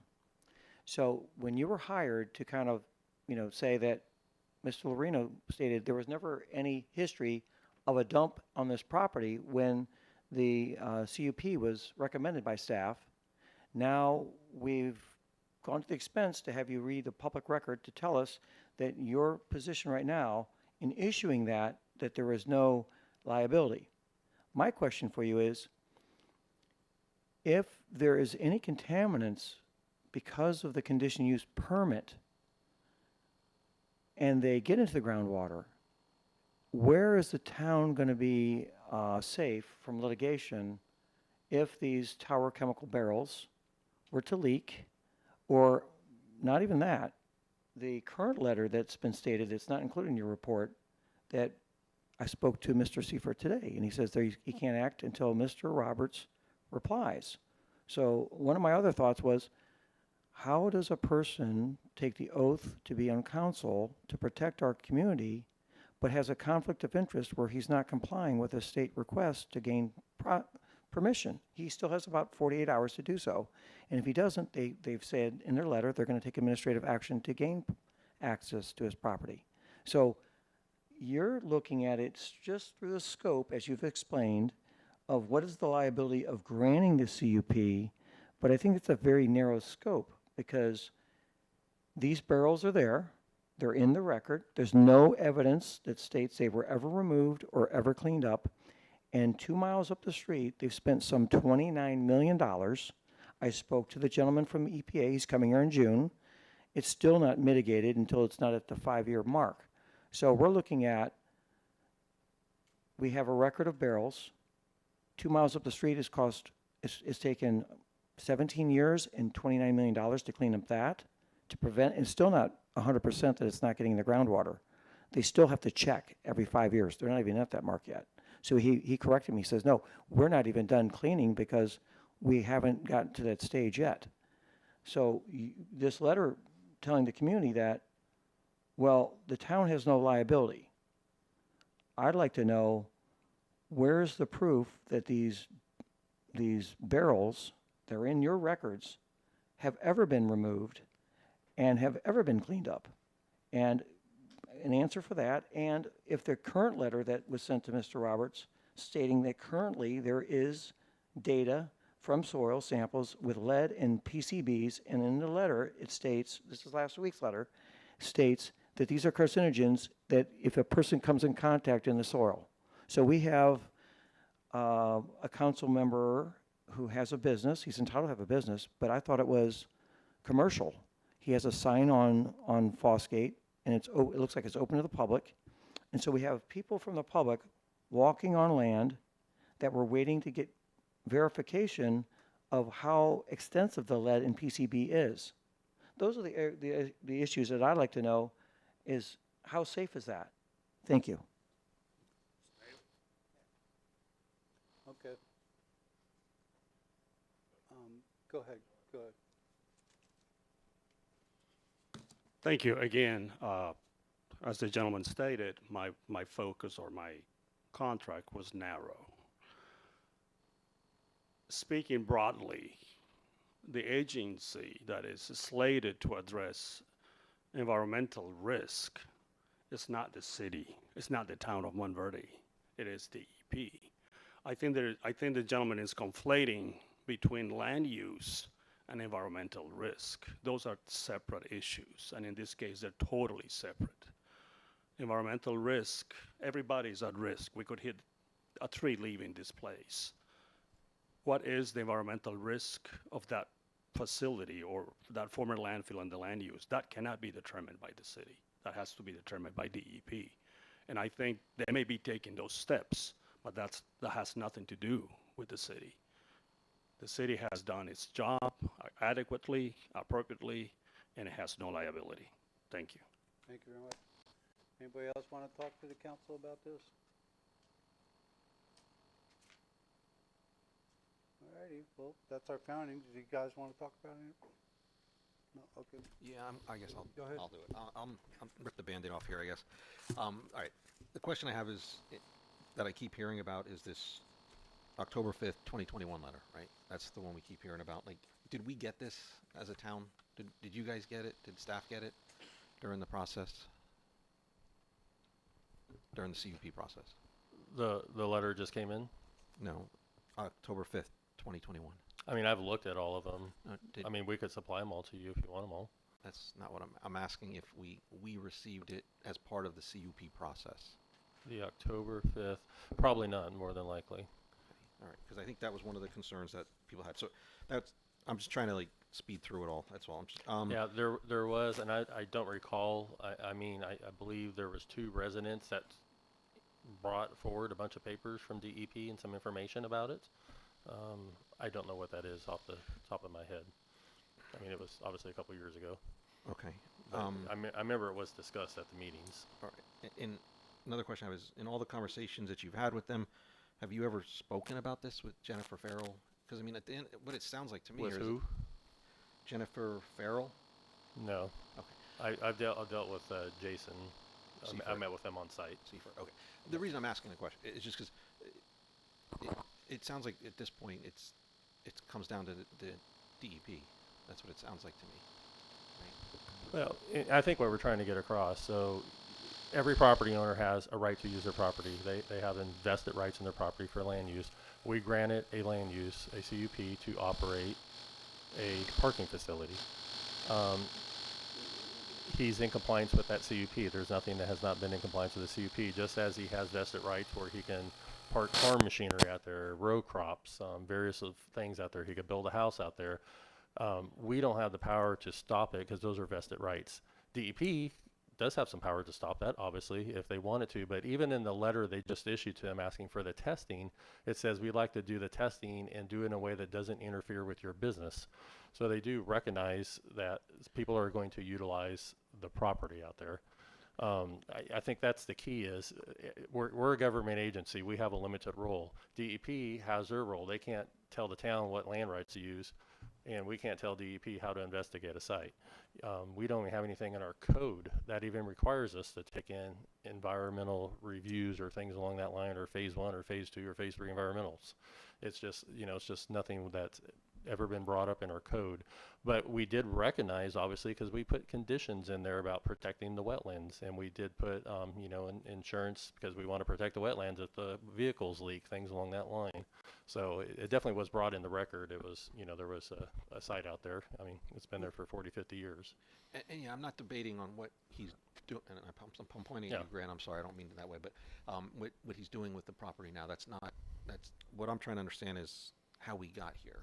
That's what I'm trying to understand. So like, this letter, it appears that this was one of the, and correct me if I'm wrong, it seems like this is the one letter that wasn't included in the process. And this would have been the most important letter because of what it states in here about the land use change.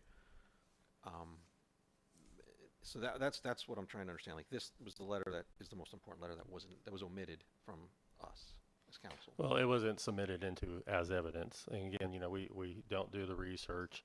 And, the comment that keeps coming back where I stated it wasn't a landfill. I mean, obviously everybody knew it was a landfill. The comment I made was when you pull up the DEP website of landfills, it doesn't show that property. And actually I showed that to Mr. Seifert on there, and I never really paid close attention, but I actually clicked on it. It shows the property on the other side of Ridgewood on Fosgate. And I clicked on that, and it was actually Mr. Roberts' property.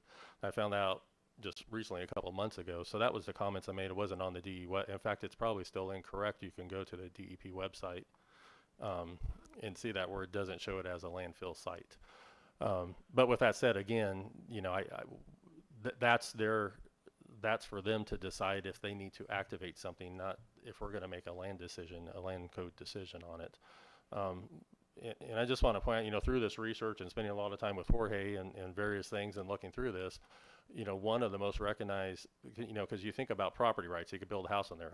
That would be bad. You want a house on a landfill, gases could come up. That's one of the things they tell you not to do. Don't do enclosed buildings because methane gas, various things could come up.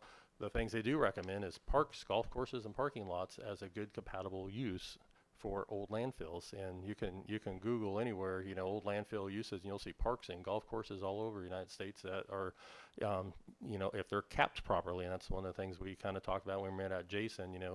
Mr. Roberts, when we did our site assessment, and Mr. Parks, he's done a really good job at capping the site.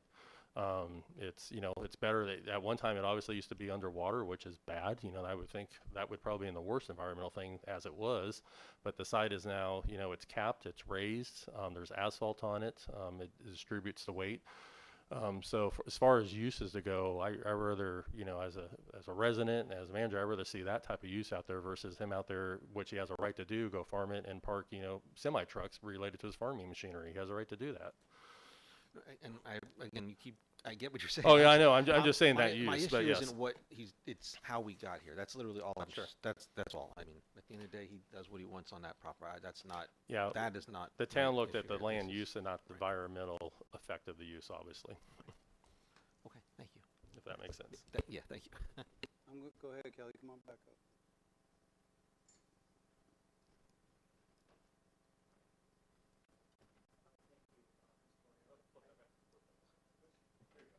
Okay, thank you, Mr. Morganelli. I think one of the things that we're concerned about is the process, and what I understand is when an applicant makes a request to planning and zoning for a change of use, and do they have to pay a fee? It's like, is it like $5,000 or something? What, I don't know what the fee is.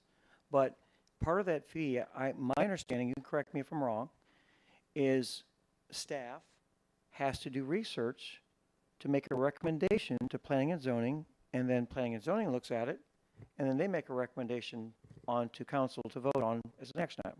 Is that my understanding? Yes, that's correct. Okay. Now, if an applicant was to come up here 2 years from now or whenever, and they submit an application with limited data to support their application, is it the due diligence of the city manager and the planning and zoning board to look at that on its face and say, we're going to do some research into this, or in the future, we're not going to learn a lesson here? Because what I'm getting at is, we had a letter from Jennifer Farrell, who's the current administrator of waste for Florida DP. It was 2021, and it was to Mr. Roberts, and it was Parque Verde, and it was sent to the Ridgewood address where Mr. Roberts reports he lives. And so that letter stating, if the land use changes, please let us know, or if there's conditions.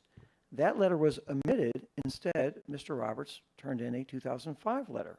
Now, in the 2021 letter, not only that, I think there's some other documents, and Jorge, since you did all this review, I think there was still some chemicals that were exceeding, residential or even commercial use at the time between 2005 and 2019 and the 2021. So what Mr. Roberts submitted was a favorable letter to a third party, and my problem is the town is here to protect the community, and if someone is selective in what they submit and then says later, well, I didn't know about this letter. Well, this was mailed to their home address, and it was from the Florida DEP, and it's the letter that we're all looking at now and wondering why it wasn't put there. And we can have all kind of excuses, but I think that my town should be looking at these sort of things, because none of us wants to live where the type of a cleanup or a nightmare scenario where these barrels were to leak in the groundwater, rendering our home values, to take a big hit. So in the future, are you only going to state the application fee?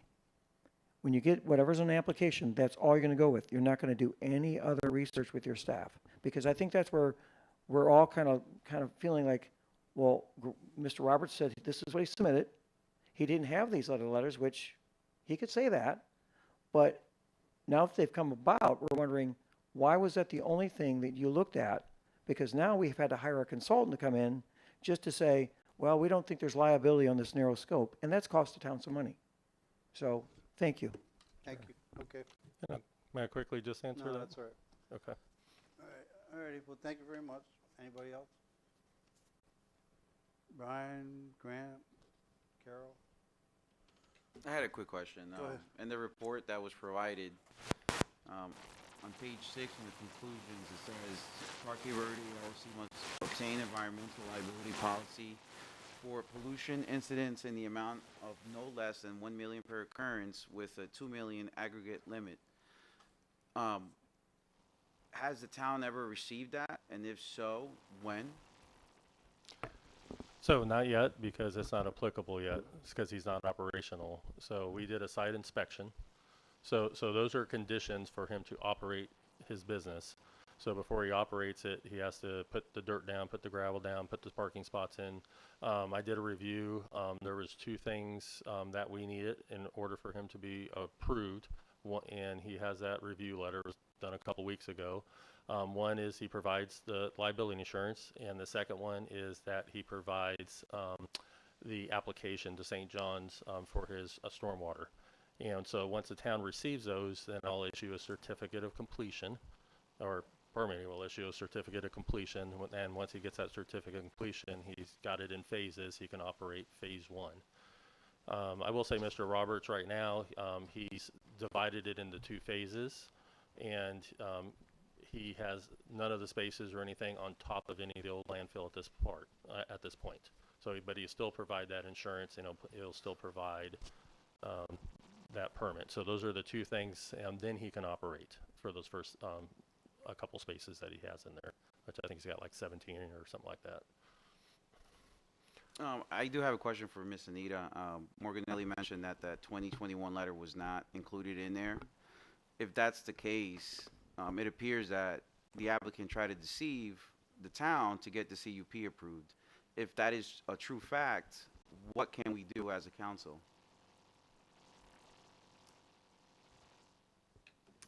I mean, we'd have to have proof, obviously, that it was intentionally not provided. I don't know how we would have that proof, but that's what we would need. And then based on that, I mean, the council's already approved the use, so I don't know what remedy we would have even if it were not provided intentionally. We've already granted the use. The letter wouldn't have changed, I think, the recommendation of staff. Based on the other uses that could have been done on the property, we would have still recommended the council approve this particular use because it is less intense. So. Because what I keep hearing is that all this information wasn't provided to the council, and the council made their decision based on what was provided. And that was just, I believe, one letter from 2008 or something like that. And you know, if you go to the DEP website, there's at least like 30 documents on there going back all the way to the 80s, I believe. Yeah, it's quite a bit. You know, if I was an applicant, I would have submitted every single one of those documents to ensure that the council has everything in front of them to make an appropriate decision. So by submitting a single document from 2000 and early 2000s, you know, that to me, I don't know. I feel the council should have been aware of all this. There is part burden on the town to also verify, I assume, to verify what the information, you know, if the information being submitted is correct, or if there's any other additional information that wasn't submitted, but that does pertain to, obviously, the decision that the council would make. So, you know, and again, you know, I hear the back and forth, and, you know, the 2021 letter is pretty clear as to what it states. It really outlines it. It says the file is not really closed. It doesn't meet the requirements under Florida Administrative Code to fully close it. So it kind of stayed kind of open, but not really. And that's simply because the letter did state that they couldn't have access, which now they do have access.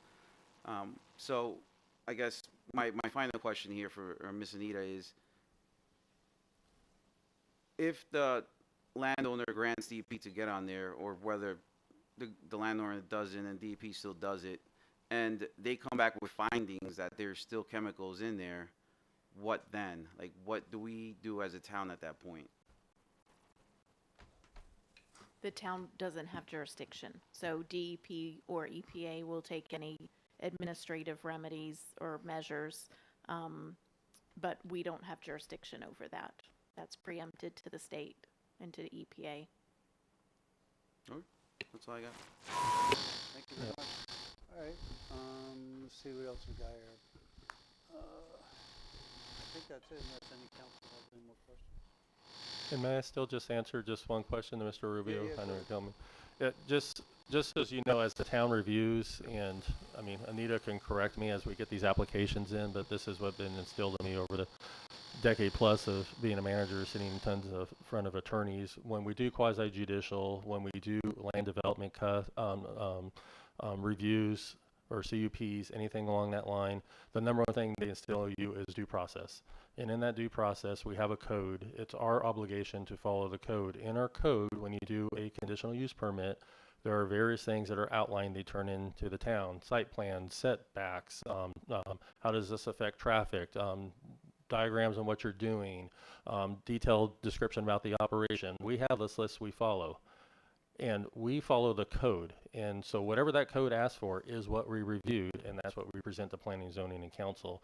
We don't come and create things of, oh, we want to see this, see that extra. Public has the opportunity to come present that before council and planning and zoning. You know, if something was blatantly there, obviously we would let it know, but our job is to follow the code as staff and provide due process, because it's not fair for one applicant that they follow these 9 steps, then the next applicant we make them follow 15 steps. Our job is to follow the code and the due process. We review what the council has set as the criteria for us to review, and we make an opinion on that and we present that to you. So if you want to understand how staff is looking at, that's how we do it, because we're required to do that. The statute requires to do that. Federal courts have been very clear about that due process claim, and you want to find lawsuits against cities, 50% of them are related to due process claims every time. So that, just want to explain that, why we do what we do. And Anita's can correct me if I said anything incorrect there. You want to talk? Yeah, is it possible for me to ask a few questions to Mr. Casper while he's here? If what? If it's possible for me to ask a few questions to Mr. Casper while he's here? Yes, sir. So I looked over your resume. What was your position at DEP? I was head of the Division of Waste Management. So you oversaw some sites like this in the past? Yes, sir. So if you had to guess, how common are sites like this in Florida? Are there dozens, hundreds, thousands? Landfills in Florida, all landfills get developed all the time for residential purposes.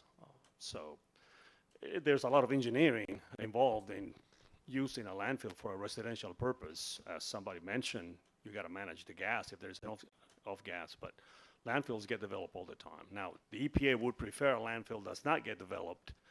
It gets used as a nature preserve, parking, low intensity uses, that's what they say. But landfills get developed all the time in Florida because the price of land is so expensive. But if you had to guess, how many sites that are comparable to mine are out there, or larger, smaller? If I was the post, I would say I don't know, but probably more than a dozen. Okay. And then on those sites, what does DEP look for, for land use there? Is my proposed use on a scale from 1 to 10 what they would want to see? 1 being the worst, 10 being the best? Where would you rate that? As I stated before, Councilman, DEP will look at the risk. Is the facility presenting a risk to a potential user or off property? Is anybody at risk from trespassing into your property, digging and being exposed? Nobody's arguing that there's a landfill there. That's beyond dispute. DEP will look at the use. And is there anybody beyond your property that may be at risk from groundwater ingestion or anything else? That's what DEP will take a look at, the risk, the potential for risk of exposure. Right. And then so I reviewed a DEP document. It was written in 2019. It was called Guidance for Disturbance and Use of Old Closed Landfills. Are you familiar with that document? Yes, sir. So when you came out for your site visit, how did my site align with what's in that guideline? As I stated before, you're the property owner. You have complied with what the city has requested you comply with in terms of what the zoning allows you to do. You have put additional gravel. You're not using the landfill proper in your phases. You have told me that you plan to use gravel on top of where the landfill used to be. So therefore, the risk of exposure is mitigated. I mean, you probably are not going to allow private people to go over the landfill. You have the property right to deny access. The issue becomes of groundwater. Is there anybody drinking groundwater that may be impacted by the former landfill? But that's for DEP to determine, not for the city. Right. Okay. Yes, sir. Thank you. I got one follow-up for Paul, actually. Since you mentioned something that sparked something. So you had mentioned the steps for going through the CUP and everything. Is environment in one of those steps? Right, like the environment? I mean, I don't recall, Sean would have to answer. I don't think there's anything specific in there that states we pull environmental reports or require phase 1 or phase 2. No, the phase documents be 1s, turned in. phase 2s are not required. Okay. Yeah. Thank you. That's all I have. Thank you. Alrighty, thank you very much. Thank you very much. You don't have to stay. You don't even have to be polite. You can, if you want to go. Oh, I do? Oh, yeah, Alan hasn't talked yet. Come on up, Alan. We almost got done. Alan Hartle, 1619 Hillside Circle. I am a survivor of Tower Chemical. We were adjoining property. I've lived that for 54 years, Kelly, okay? 54 years. Please tell me, on your experience as an DEP person, have you ever seen a 55-gallon drum last 54 years buried underground with 2018 gauge steel? What happens after 3 years? Do you go to sites like this and find residue of drums? I have in my career, yes, sir. Of 54 years? Rusted through, yes. Right, there's the contents of usually what? Dispersed, correct? Right. Tower Chemical site, I speak firsthand knowledge, so if you want to challenge me, Kelly, go ahead, but I'm not going to mess with you. The toxins in Tower Chemical ended up in Lake Apopka, almost 2 miles away. University of Florida Lake Alfred was sent samples like many others. The levels of toxins of the dichlor there at that time made Love Canal in upper state New York look like a walk in the park. Tower Chemical currently is a RV park. It's concreted over, pretty much what Mr. Roberts is wanting to do. It's sealed. We fought as residents not to do the site cleanup that was recently done, where they injected basically mortar down in there to supposedly stop and absorb the pollutants that were still leaching after 54 years down into the water supply. And the option was to totally remove that soil. For whatever reasons, DEP, EPA, and the federal government said we don't want to spend that money. Those well sites are there to be monitored every 5 years. They were to the point where those wells were almost being overrun with their site analysis of what was leaking down into the aquifer, Florida aquifer. Fast forward, like it's been mentioned, those wells have not been 5 years to see if that has slowed down or not. My point is, if all these phenols were in there in dichlor, we have Bella Collina downwind from us on that flow path from that site. There's been 54 years of hurricanes that have dumped on that site before it was dug out and everything else. So a common person would say, if those chemicals are there and they're heavy, correct me, there are heavy chemicals that transport in water, correct? They're easily movable, right? They're easily movable. Why haven't they not shown up in Bella Collina sites? Why have they shown up anywhere in the residential sites? I'm kind of wondering, yep, it may be a dump and there may be all this stuff there, but if it's what we're complaining about, if they are not showing up anywhere, there was vegetation sites along Tower Chemical that the vegetation died. And it's been 54 years and it slowly has come back to what it was prior to that site. I haven't seen aerial photographs that have shown anywhere in my research back 1972, 1974, when that was the Carpenter Grove, of any damage of vegetation where that waterway goes through the swamp over to what was Triple X hydroponics swamp.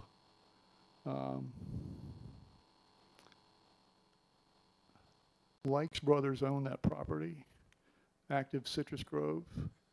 There was no signs, aerial photos that show any defoliation of vegetation, which would have been directly, if those were chemicals which were dumped from Tower Chemical, the record shows what Tower Chemical site did vegetatively wise and fish and organic wise in Lake Apopka. I'm just kind of wondering here, why didn't these things show up? Because those sites between Bella Collina's lake right now and where the site is, where Grant's property is pretty much organic material and water flow. And that water normally comes from there and dumps in through that lake and used to dump into Lake Apopka.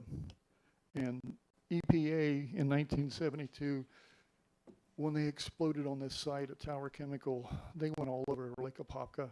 They went up into Gordon Neck Springs. They went along the shores of Montverde looking for where the residue, the plume, as we call it, would have disappeared into.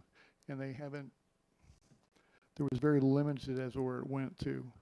So I'm just kind of wondering if it's there, why isn't it there when we're doing research and pulling samples and fish and everything else that was pulled out of Lake Apopka. From what I was told by the toxicologist at Lake Alfred, like I said, that made the Love Canal look like a walk in a park. So that was pretty, on a scale of 1 to 10, that would be like a 10.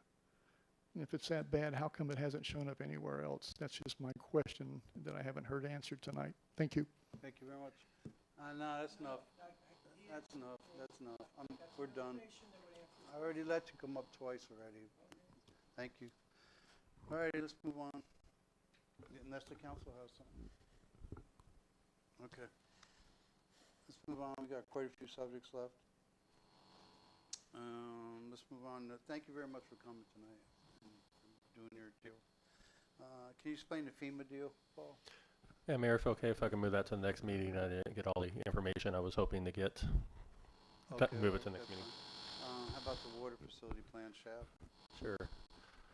So council, this will give you an update on our Shafi grant for our water facility. So this is the $12.9 million grant that we have.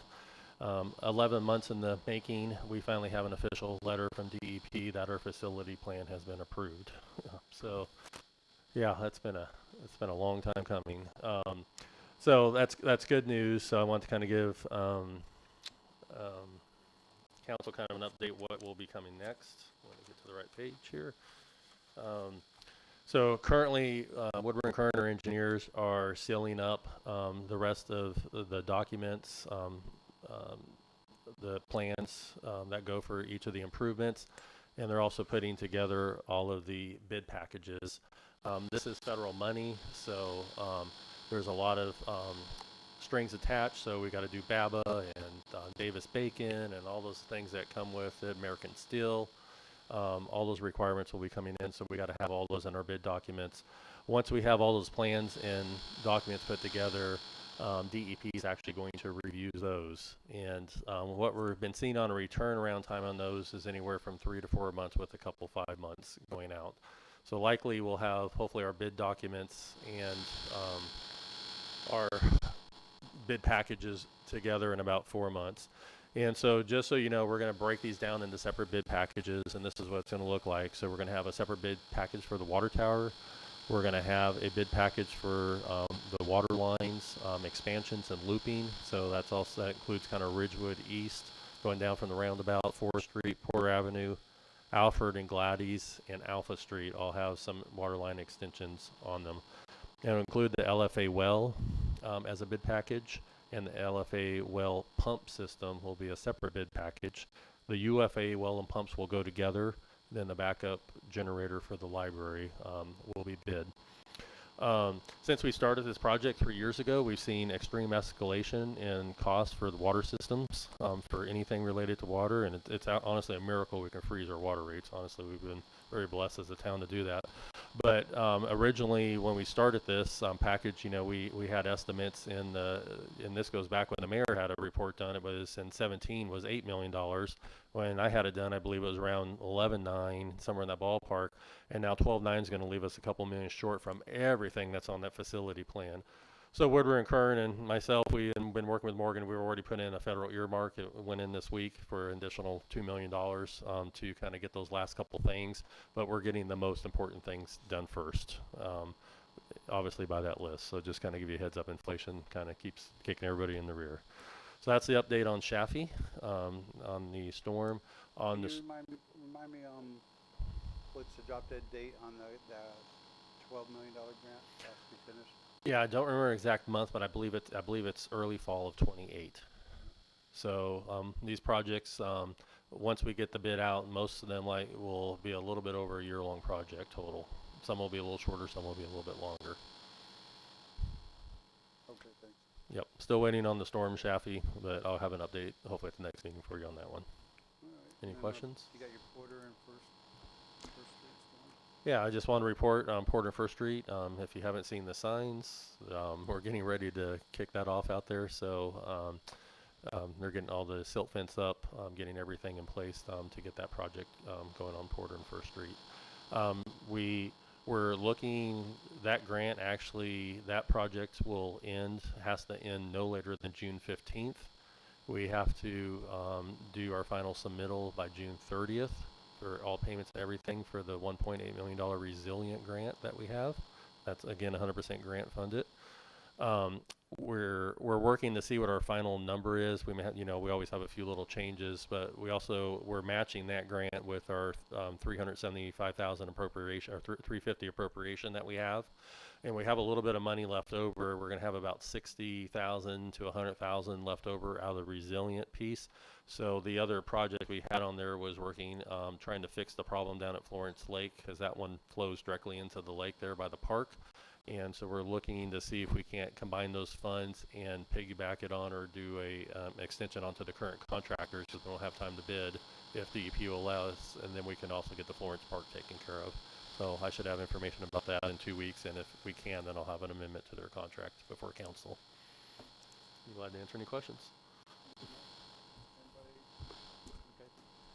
I guess we'll move on, and if you wouldn't mind reading Resolution 2026-03, please. A resolution of the Town Council of the Town of Montverde declaring the exercise of powers granted by Chapter 180 Florida statutes, proposing an extension of the Town of Montverde's water utility by constructing a lower Floridan well to satisfy St. John River Water Management District's requirements relating to the town's consumptive use permit, providing the cost thereof and sources of funds to finance extension of the utility, providing for conflict, severability, objection, and an effective date. Can you review this, Paul? Sure, Council. So this is simply saying, as we've been going through our consumptive use process with St. John's, originally they asked us to perform a very detailed study for alternative water uses that can include lake water, conservation. The type of use would include mod flows, which would have cost several $100,000 to do the study. We have the Chaffee Water Grant, and we have the LFA well built into there. And so what we're doing is we're telling you as the council, are telling St. John's, this is going to be our alternative water use. We don't need to do a study because we are going to build an LFA well. An LFA well is considered an alternative water use in the state of Florida by St. John's. So this is just us stating that we're going to build that LFA well for our alternative water supply. And it's to comply with our CUP permit application. I'll open it up to public. Anybody want to talk about this? Okay, bring it back to council. Did you want to talk about it? Okay.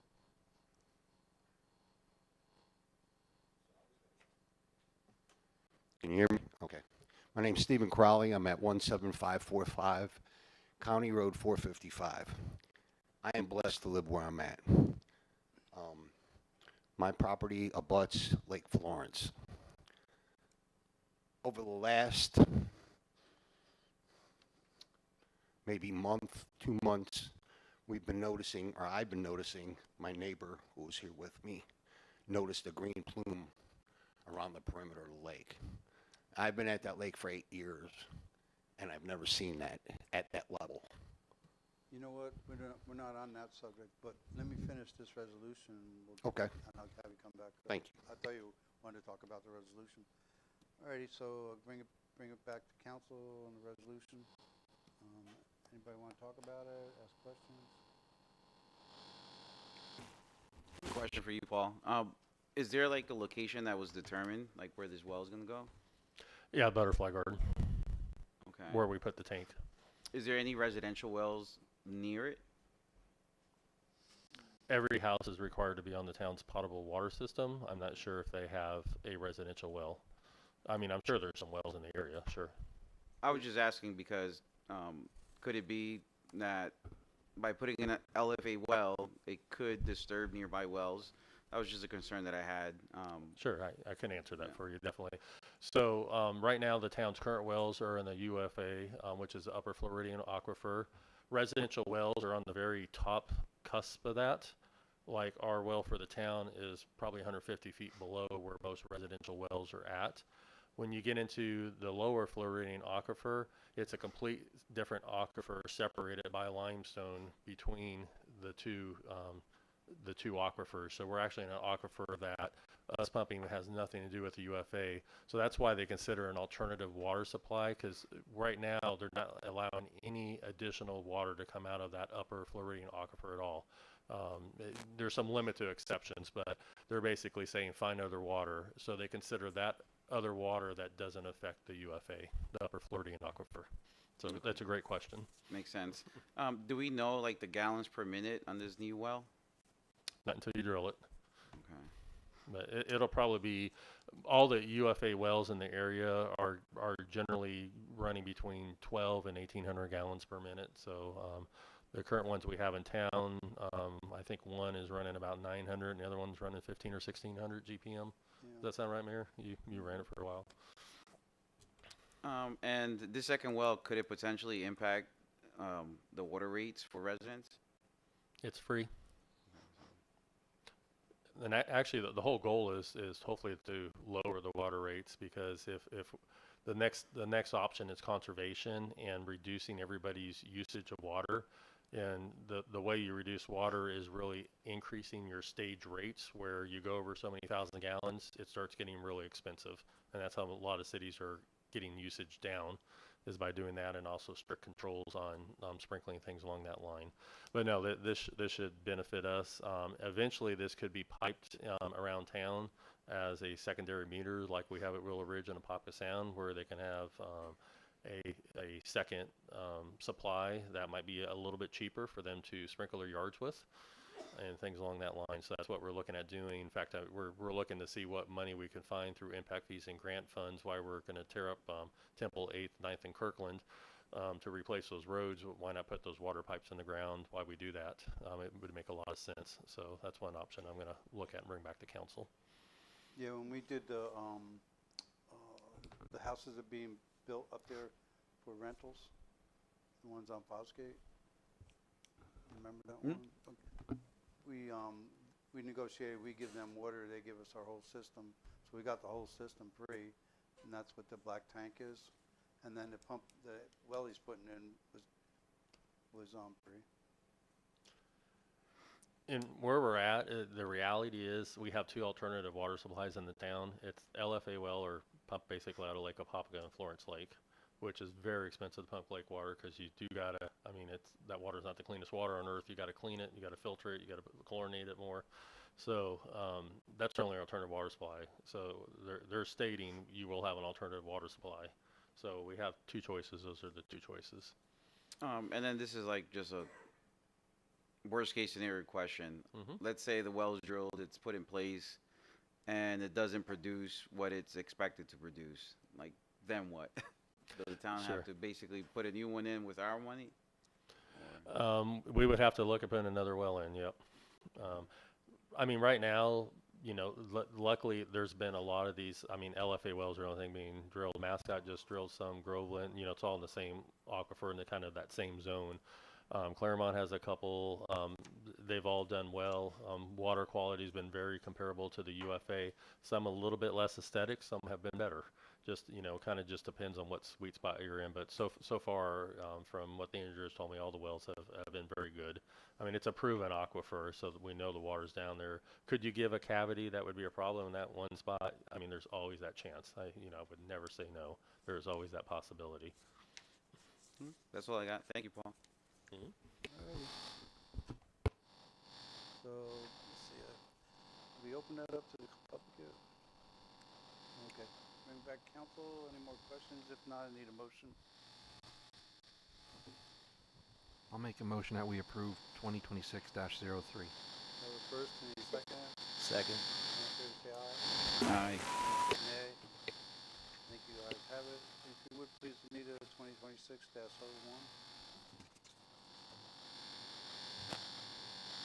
An ordinance of the Town of Montverde, County of Lake, State of Florida, amending Article 5 in Chapter 26 of the Code of Ordinances of the Town of Montverde to include wastewater sewer utility rates applicable to customers in the Hills of Montverde subdivision. adopting the sewer rate study analysis, providing for codification and severability, and providing for an effective date.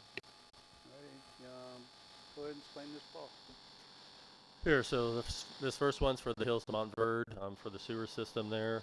I had a complete rate study done by Wildan Financial to include all of the costs and potential future costs of operating the sewer system to make sure the town's protected and the residents that are using it in that area pay for it. It included all the operational costs. It included town personnel for both administrative and public works. And also created a reserve fund balance so we could have money in the future to pay for any repairs that would be needed for that system.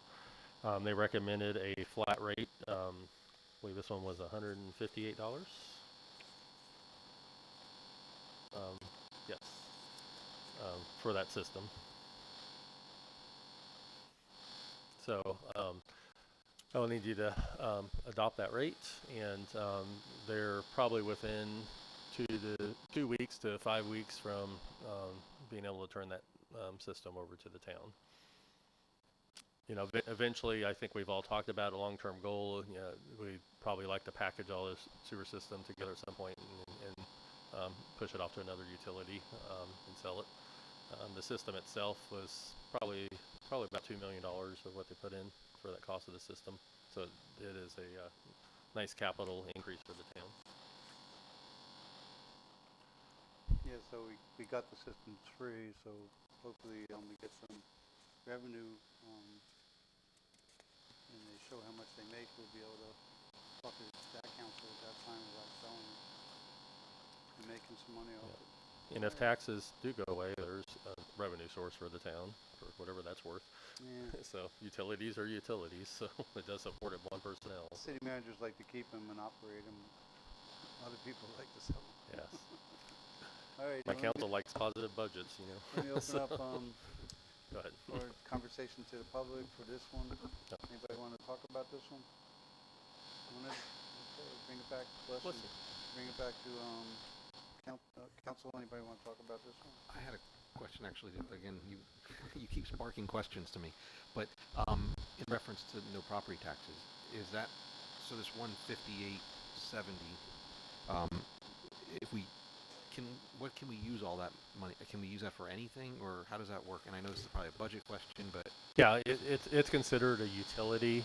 I mean, statute does allow you to transfer money out of utilities into general funds. I'm sorry, I'll have this fixed for next week, this sound, so we're going to go back to court at Mike's, I think. But yeah, generally it runs the utility, so it pays for the utility. So it's the pro rata staff. So you know, I took the calculation of how much time our front office person would have to use. It's paying a pro rata pair of their salary. I took the fact that you know Public Works will be involved. You know, usually it's about 5 hours a week. You know, someone does have check, do some cleaning. This is a contract operator. The town's not going to be operating it. We're going to use the same one that operates our water system, and they operate sewer systems as well. So I believe their fee was around $1,700 a month for the operation. So it's not going to be an overburden on staff or time. so just the money coming in, if taxes go away, it would be used. It can only be used for utilities then, correct? Is that what I heard? I mean, technically, right now, I believe you can transfer some funds. Nita might know a little bit better. You're supposed to run them as an enterprise independent because the auditors don't like that. You could get in some trouble if you rely on that for a general fund source, but if, you know, there could be some possibilities that you could move stuff around to utilities if you needed to. Well, I think auditors are going to have to adapt a little bit if we have no property taxes coming in. So, but anyway. Yeah, well, and the reality is you know, staff's going to be more. I mean, that's going to be our main goal. We water utilities if that happens. Thank you. All right, anybody else questions? Oh yeah, I have a few questions. Go ahead. Now, this is in regards to the projected chart on page 7. I do see that there's an adjustment for inflation, 3.75% every year. That's correct. Does that sound adequate? Historically, CPI has been running right around 3% every year. When you average it out historically, it's 2.8 to 3.2. Obviously, we've had the 2 or 3 years of COVID where things got crazy. Council always has the ability to come back, just as you do with any, if expenses, and this is one of those things, expenses run more, You can adjust those fees up. If they run less, you can adjust them down. And we actually did that with our water system at Willow Ridge and Lake Apopka when we did the reuse water out there, the irrigation water. We budgeted a little bit high to be on the safe side, and we came back and lowered it, about 6 months into it, 8 months once we saw what was going on out there from a cost standpoint. In addition, being they're not in the town limits, they automatically have to pay the 25% additional fee for the service, so their rate actually will be a little bit higher for the apartments out there. So for back to the projection chart, it shows that for 2026 we're going to get an estimated revenue of 174,300. So my question is, when do we start seeing the 158.70 per house? Is it at the time that the builder splits it into separate lots, or is it once the house is built and the CO is issued and then we start seeing that money? So as soon as they start using it, so when they come to get in their, it'll be put together with their water bill. So when they come in, put in for a water bill and they want water turned on in the house, the sewer gets turned on at the same time. Okay, so essentially that projection for 2026 is 174,300. I guess, like, why would they put that in this report if we're not going to even come near seeing that because the land hasn't even been developed? Yeah, it's and the reason they do it, they do a full year projection, and we talked about that. Is like, if we split it, we got to make an estimate on how many houses that are built and when are they going to come pull the permits, and even if we did half, it would just be a guess. The reality is most of those for American Homes for Rent, most of those are going to be built this year. I mean, they're pulling the permits left and right. I think they're doing like 8 at a time every month or so. So it's been going rather quick. So yeah, so basically we have to start with a rate somewhere to go from, and then 27, obviously, then most of those houses will be built, and that's what the rate will be. Okay, because my concern comes, and Mr. Sean kind of highlighted that in the amount of permits that the county has seen lately, which has reduced greatly. Is that correct? Permits to build a house, you said 20 or something like that in the last one? That's because Willow Ridge pulled them all last month. They're almost built out. Yeah, I mean, they're down to 8 lots. Yeah, I think. for Willow Ridge, the town-wise, county-wise, I mean, it's probably still going pretty strong. Yeah. Do you see it slowing down by any chance? For new construction? No, a little bit, but we're not projecting. We had a good report that was actually presented. I don't know if you all got a copy of that, our economic report that was presented to the commission last week, and we're not expecting any major slowdown in Lake County. Other parts of Florida, yes, there will be some slower growth, but not Lake County. Okay. And these are a little different. This is one person owning all the lots and keeping all the houses, just for whatever that's worth. They're all rentals. Every 91 of those homes is a rental house. Yeah, but we won't be seeing the 158 for every single house immediately. It's going to probably take a few years by the time we even see that full revenue. What they told me they're going to be built out this year is what they told me. Okay. I mean, they go through different people all the time there, but if you look at the amount, it's every time I drive by there, I'm scratching my head. I didn't even realize how many houses they built there so far. I think they got to have 20 of them under construction, I would think, by now, and they just started 2 months ago. Same model. It's the same house, yeah. They all look the same. They should be pretty good at it. Okay. And again, if for some reason construction froze, whoever were the lot owners or the property owners, they're gonna have to pay that. We'll have to come in and increase the rate. So that's kind of what I think Bella Cleaner ran into originally when they built. They had to do a high rate because they didn't have a lot of customers there. So it's whoever the users are have to pay for the system on the system. Okay, and then in regards to benchmarking, compared to, I guess, the nearby towns, where does the 158.70 per house fit in? Is that on the high end or low end? Around here, it would be really high. Okay. And the reason why, if you look at all these costs, if this is actually the same system we were looking at for the town, the cost to operate this system for 400 residents is almost identical what it's going to cost to operate it for 91. They don't have the numbers to spread the cost out. The only difference would be a little more electricity and a little bit more chemicals. The operator, when I got the quote for 400 home, same amount. You know, staff, not much different, maybe a little bit more. There's a small percentage increase. And that's why we're seeing these water savings, because now we have more residents on, we can spread those costs out. That's the issue with these smaller systems. They're gonna have to pay more because they can't spread those costs out. Okay, and then for the repair and replacement, for the expenses, it shows 17,000 every year. Is that adequate? You know, I kind of did some research in regards to, you know, what these plants cost and the equipment. Obviously, after a few years, the useful life starts going down, and is that adequate, I guess, that 17,700 per year? Yeah, so we talked about that, and our Wildan did some research. So these are package plants. So the plant themselves is concrete. So they're actually physical concrete plants, and what you got in them is aerators, and I believe 3 motors in each of them.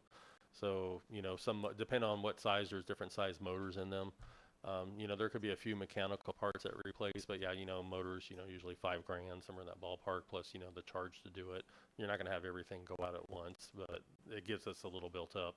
I wouldn't expect any issues, you know, really for the first 3 to 4 years of anything significant. Okay. You know, as far as repairs and maintenance, so we'll have time to build up a little bit of reserve. And again, I'll be happy to actually take you out and actually show you that physical plant, because it's built, it's good to look at. You can, when you get eyes on it, it kind of pulls it in perspective. Okay. The report does fail to account for any type of plant failure. Obviously, the replacement, it's flatline across the 5 years. You know, obviously at the beginning of the plant useful life is, you know, it's not going to require much, but I'm sure after 10, 15, 20 years, any money that you have accumulated, you're going to start using, and then by the time the useful life is up, then you really don't have enough money to replace it. So that's just food for thought, I guess, when I was going through these reports. Sure. Speaking of useful life, this report does not account for the useful life of all the equipment. It doesn't specifically spell out this pump could last 5 years. It's just, it's like a hypothetical, you know, we're just going to put 17 grand in reserves and hope that covers any failures at any point. And, you know, I think that might come back to us at some point, and it probably is going to cost the town. So just an observation from the report itself. So I believe on a lot of the data and the information they use, and I can't say specifically she used this, but when I've done these in the past, the engineers and people who do the rate study, they have books that they get put out that has a lot of the data based on here's the size, here's the pump, here's the useful life, and they pull these expenses off from like an average of everywhere kind of thing. And so you can flip in and say, hey, if, you know, this is, you know, for this type of plant, you can, you know, usually have this useful life, and you get these type of replacement costs. So they have data behind it, I'm sure. Yeah, and I hope so. I hope they did, but they mean, didn't spell it out, you know, when it comes to the useful life. Let's see. Now, this is for the sewer plant itself. Does it account for the infrastructure outside of the sewer plant, like lift stations, obviously the pipes that lead to it? Because I didn't see anything in here that spoke on that. It just spoke on the plant itself, but is that also covering it? Yeah, so it's the whole system through there. Something else for electricity. Let me go back. I think it's in page 2.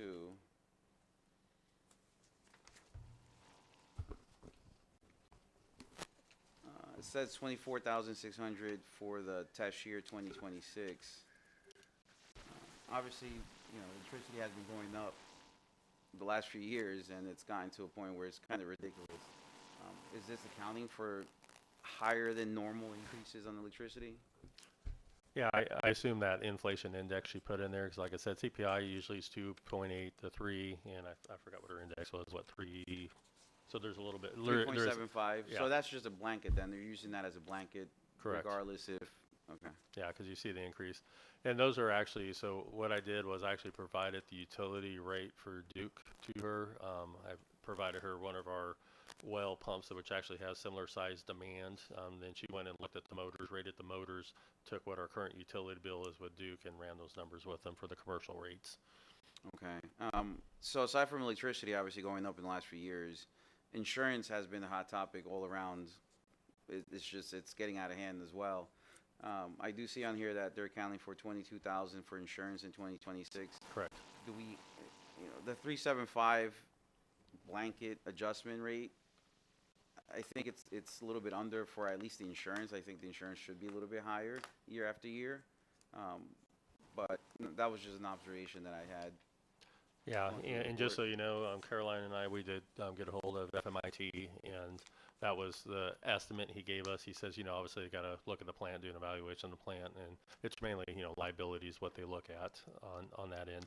But I will say what Tara recommended is with Wildan is that probably get it up and operational in within 2 years, but no later than 3, that we revisit the rate study and see where everything's at, or if something comes up where we don't feel it's meeting it, or if it's exceeding it too much, that we just do an amendment to the rate study, because we'll have actual numbers and physical, projections to actually look at. So in 2 to 3 years, like you said, we'll do a study again. After that 2-3 years, how often are we going to do the studies? Is it going to stay that 2 to 3 year mark, or?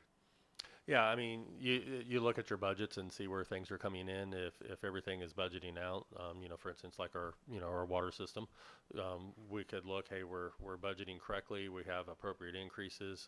We're meeting our expenses. We're putting enough aside for reserves. Then, that's really up to council. That's all I got. Thank you, Paul. Okay, thank you. All right, thank you very much.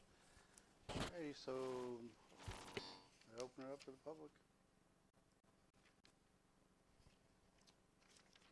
Bring it back to council again.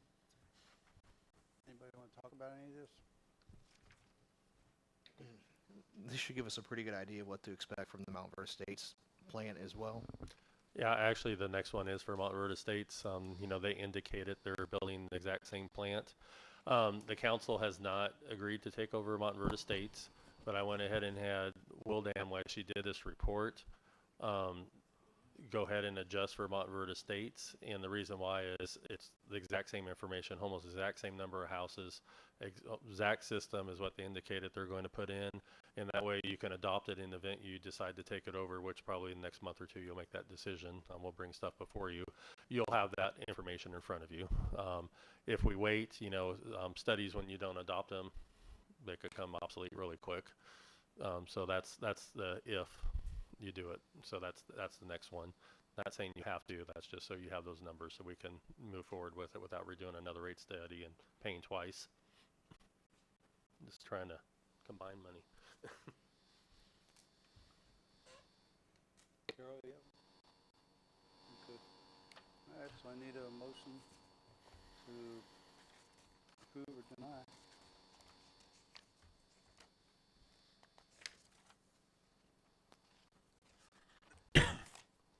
I make a motion that we approve ordinance 2026-01. Second. First and second, all in favor say aye. Aye. Against say nay. Ayes have it. Let's move on, if you would please, Anita, 2026-15.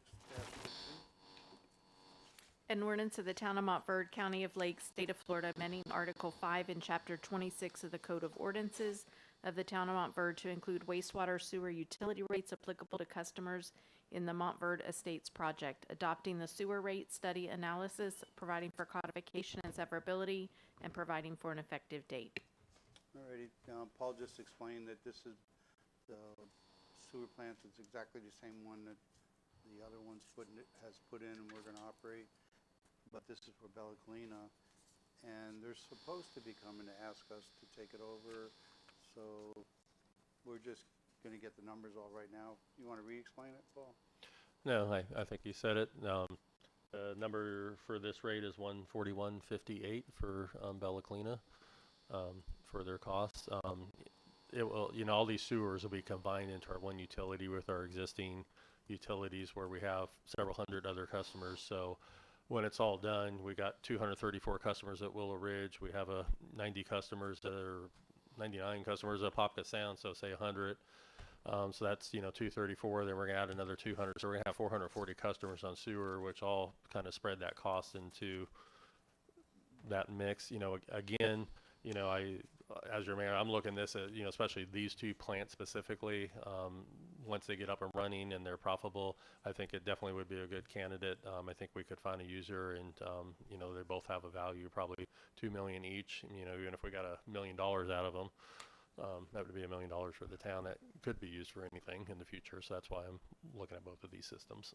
Yeah, so one of the goals is to re-examine this in a couple of years and say, do we want to sell it or not? But anyway, it's pretty much the same thing we just voted on a minute ago. I'll open it up to the public. Bring back council. There's no conversation about it. I just need a motion to approve it or deny it.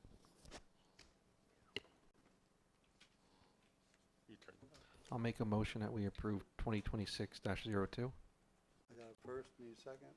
I'll second. All in favor say aye. Aye. Aye. Against say nay. Ayes have it. And then the last thing on the agenda is the sidewalks. And go ahead and explain that too, Paul. I'm tired. I'll have to have Nita I'm sorry, read the go ahead. resolution in. Resolution 2026-04, a resolution of the Town Council of the Town of Montverde, Florida, approving the proposal dated 1/14/2026 from South Lake Loader Service, Inc. to complete construction of the Ridgewood-Fosgate Sidewalk Project, authorizing execution, authorizing expenditure of related expenses up to $50,000, providing for an effective date. Thank you very much. Go ahead and explain that, please. Sure, Council. So this is the same group that put the sidewalk in over on Ridgewood, the existing, and they did our library. When we bid it for the library, they were our best low bidder, and they were great to work with and did a great job on that. So I don't think I could reasonably get a better bid out there. So that's why I'm bringing that in for you to approve. So their bid was roughly $200,000 plus an additional $50,000 I need for surveying and sod, for a total of $250,000 for the sidewalk install. And again, that's that's going between Fosgate and Fosgate on Ridgewood, then up Fosgate from the existing sidewalk that's there, up Ridgewood from the existing sidewalk, swinging a left on Fosgate all the way down Fosgate, connecting to the county sidewalk through that.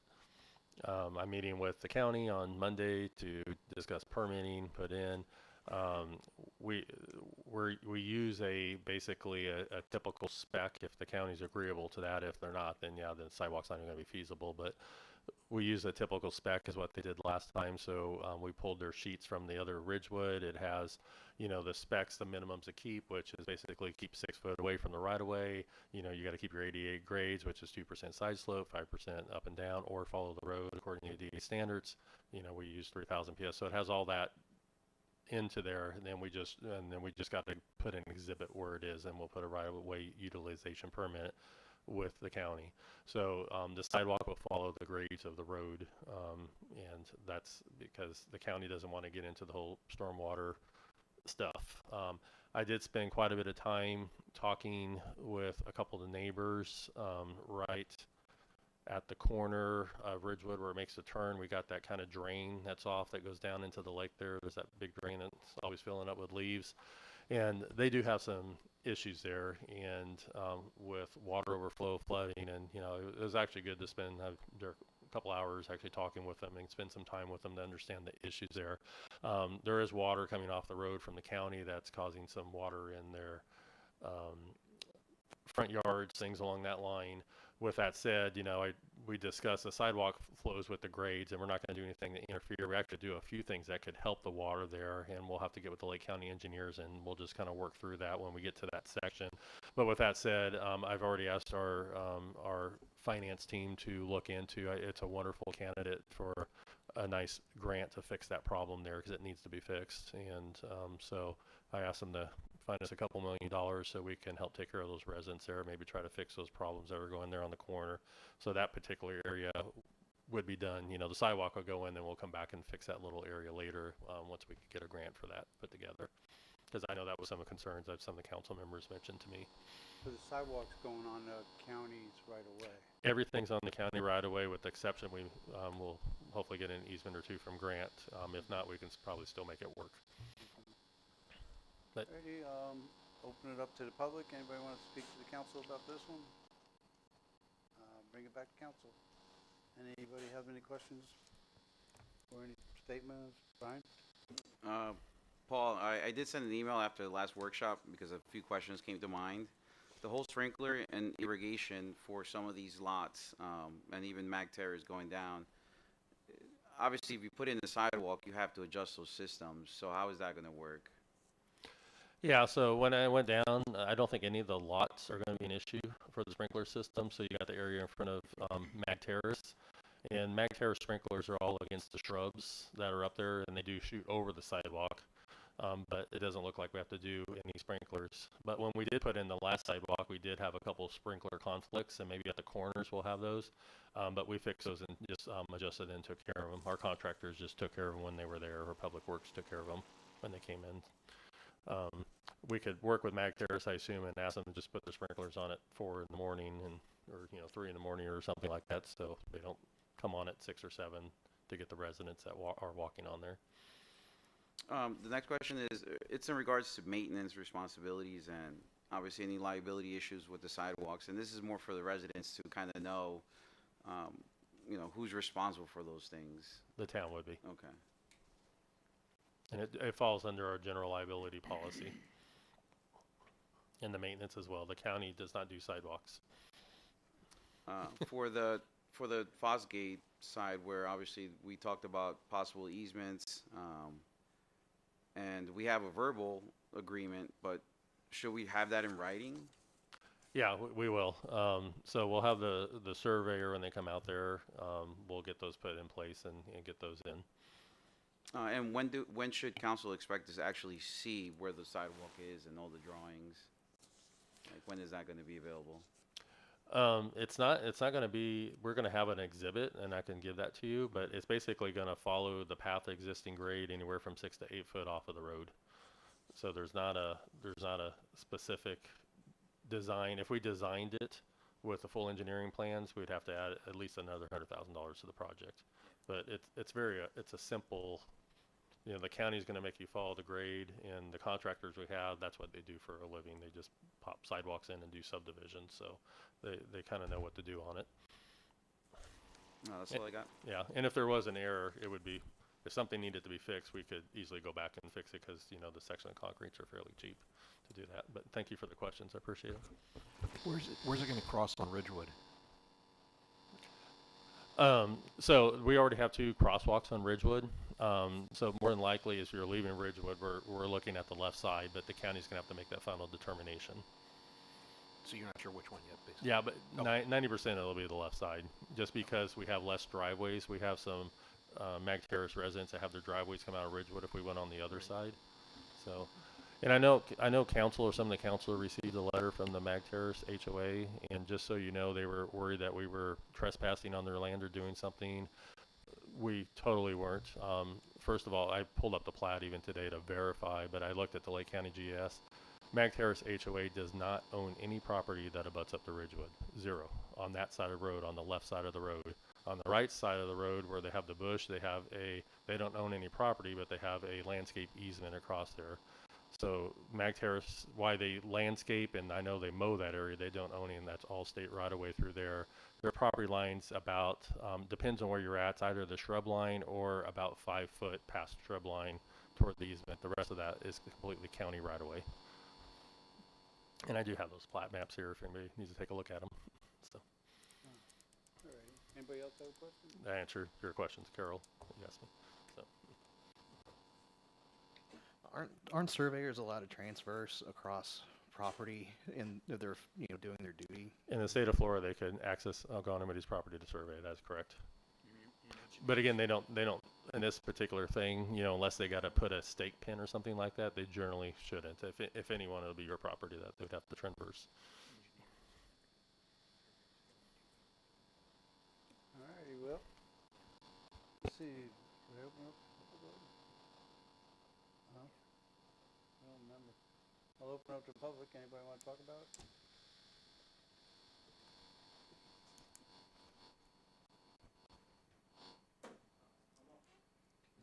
I'm all in favor for the sidewalk, and I think many people are looking forward to it. My question is, as you're going down Ridgewood, either side, and you're talking about the side of Ridgewood on Mag Terrace that has driveways, and the side that doesn't. So is the sidewalk 90% going where the driveways are, or the opposite side? The other side, the side that Okay, doesn't. all right, that's fine. Now, as it transverses through some of those homes, so that as you pass Mag Terrace going down to the stop sign, and, there's a lot of little things they're gonna have to cut around, I understand that.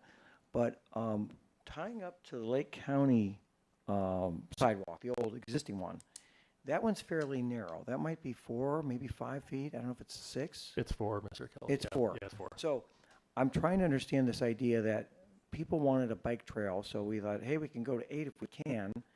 But I'm trying to see where we go from 4 to the one currently is 6 to where is it going to be 8? Because part of me, as I'm thinking about riding a bike or something or walking on it, you want to be away from the street so you don't get hit, the safety issue. And then as you get close to Mr. Roberts' property, if you butt the sidewalk all the way to the property line, I'm not so sure if you fall off your bike or your whatever, you're right onto the fence if you try to go 8 feet. So I'm trying to understand, where do you envision, since we're not going to see a plan, you're going to let the people do it, where's the 8 feet going to be that people are So talking likely the about? sidewalk is going to be 6 feet, just to let you know. 'Cause The most I of don't, it's- I don't think there's going to be room for an 8 foot in there. Okay, in that's any fine. location. I'm all, that sounds Yeah, right. so it'll be a typical sidewalk where you could still ride a bike, but. Thank you. Yeah, you're welcome. So we're not gonna do 4, 6, 8, 4, like, we're just gonna, it's gonna be 6. It's going to be 6, and it'll be 4 when we get to the county road. Obviously, that might be another project we'll look at, taking that 4 and adding onto it at some point, when the council wants to do that. Thanks. Alrighty. Got to take bites. Let's see, bring it back to council, and you don't have any questions or any comments? Need a motion? My glasses on for this. I'll make a motion, we approve 2026-04. Need a second? Second. All in favor, say aye. Aye. Against, say nay. Let's have it. Young man. Come on up.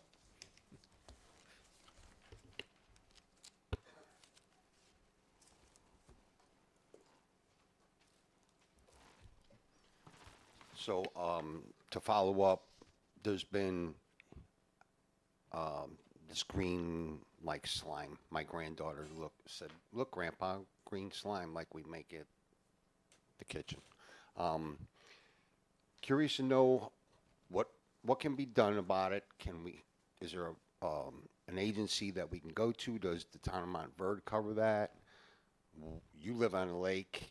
I know, We actually had DEP and Lake County Water already review it. Okay. And what their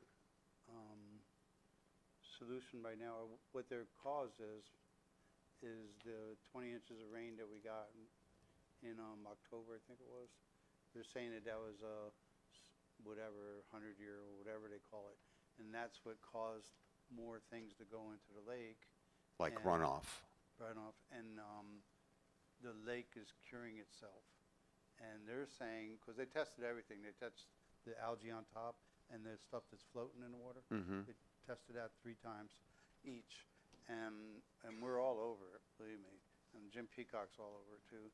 But they want us to give them 6 months and they're going to retest it again. They're saying there's not a problem with it and it's perfectly safe to be in. Do I want to jump in it? No. No. But All right. that's All right. what they're saying at the moment. And we're on it every month. Okay. And so, trust me, we were all over that one. Okay. Thank you. I will say that's one of the goals. That $19 million stormwater project we have has significant upgrades on 455, because just as you go past the business section, that's where one of the That biggest inlets of water comes in. That needs on the 455 side, on Lake Florence side, that needs that runoff where we had the separate boxes we did on Lowry. Yep. About 8 years ago. And that needs to happen there, because that whole thing goes like this. Exactly, Down yep. from Ferndale and then from Mount Bird, and it all goes that way.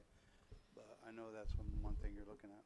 And Mayor, Alrighty, yes, sir. and let me take a chance to tout the town's ordinance with the swales. That's another measure to try to help reduce nutrient loading. So always take the opportunity to encourage people to maintain the swale, and that's why we ask for swales as part of the code. So Yeah, I have swales in my yard, and Yeah. the guy that sprays only sprays to the swale, not past the swale. Right.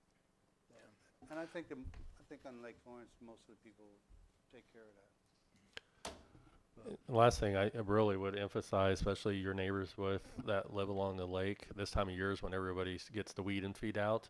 You keep that weed and feed away from the lake and the water, you know, give it a, I don't know, a good 20 feet away from the water, and don't over put it in, because that really would amplify what's going on if a bunch of nitrogen and phosphorus got into that lake. So be real cautious with your fertilizer this time of year. Okay, so as a reminder, right now we're going to meet Tuesday next week, right, Anita? Okay, at 6:30. Alrighty, anything else anybody want to talk about, council? All right, I need a motion to adjourn. Make a motion, we adjourn. Second it, all in favor say aye. Aye. Against say nay. Ayes have it.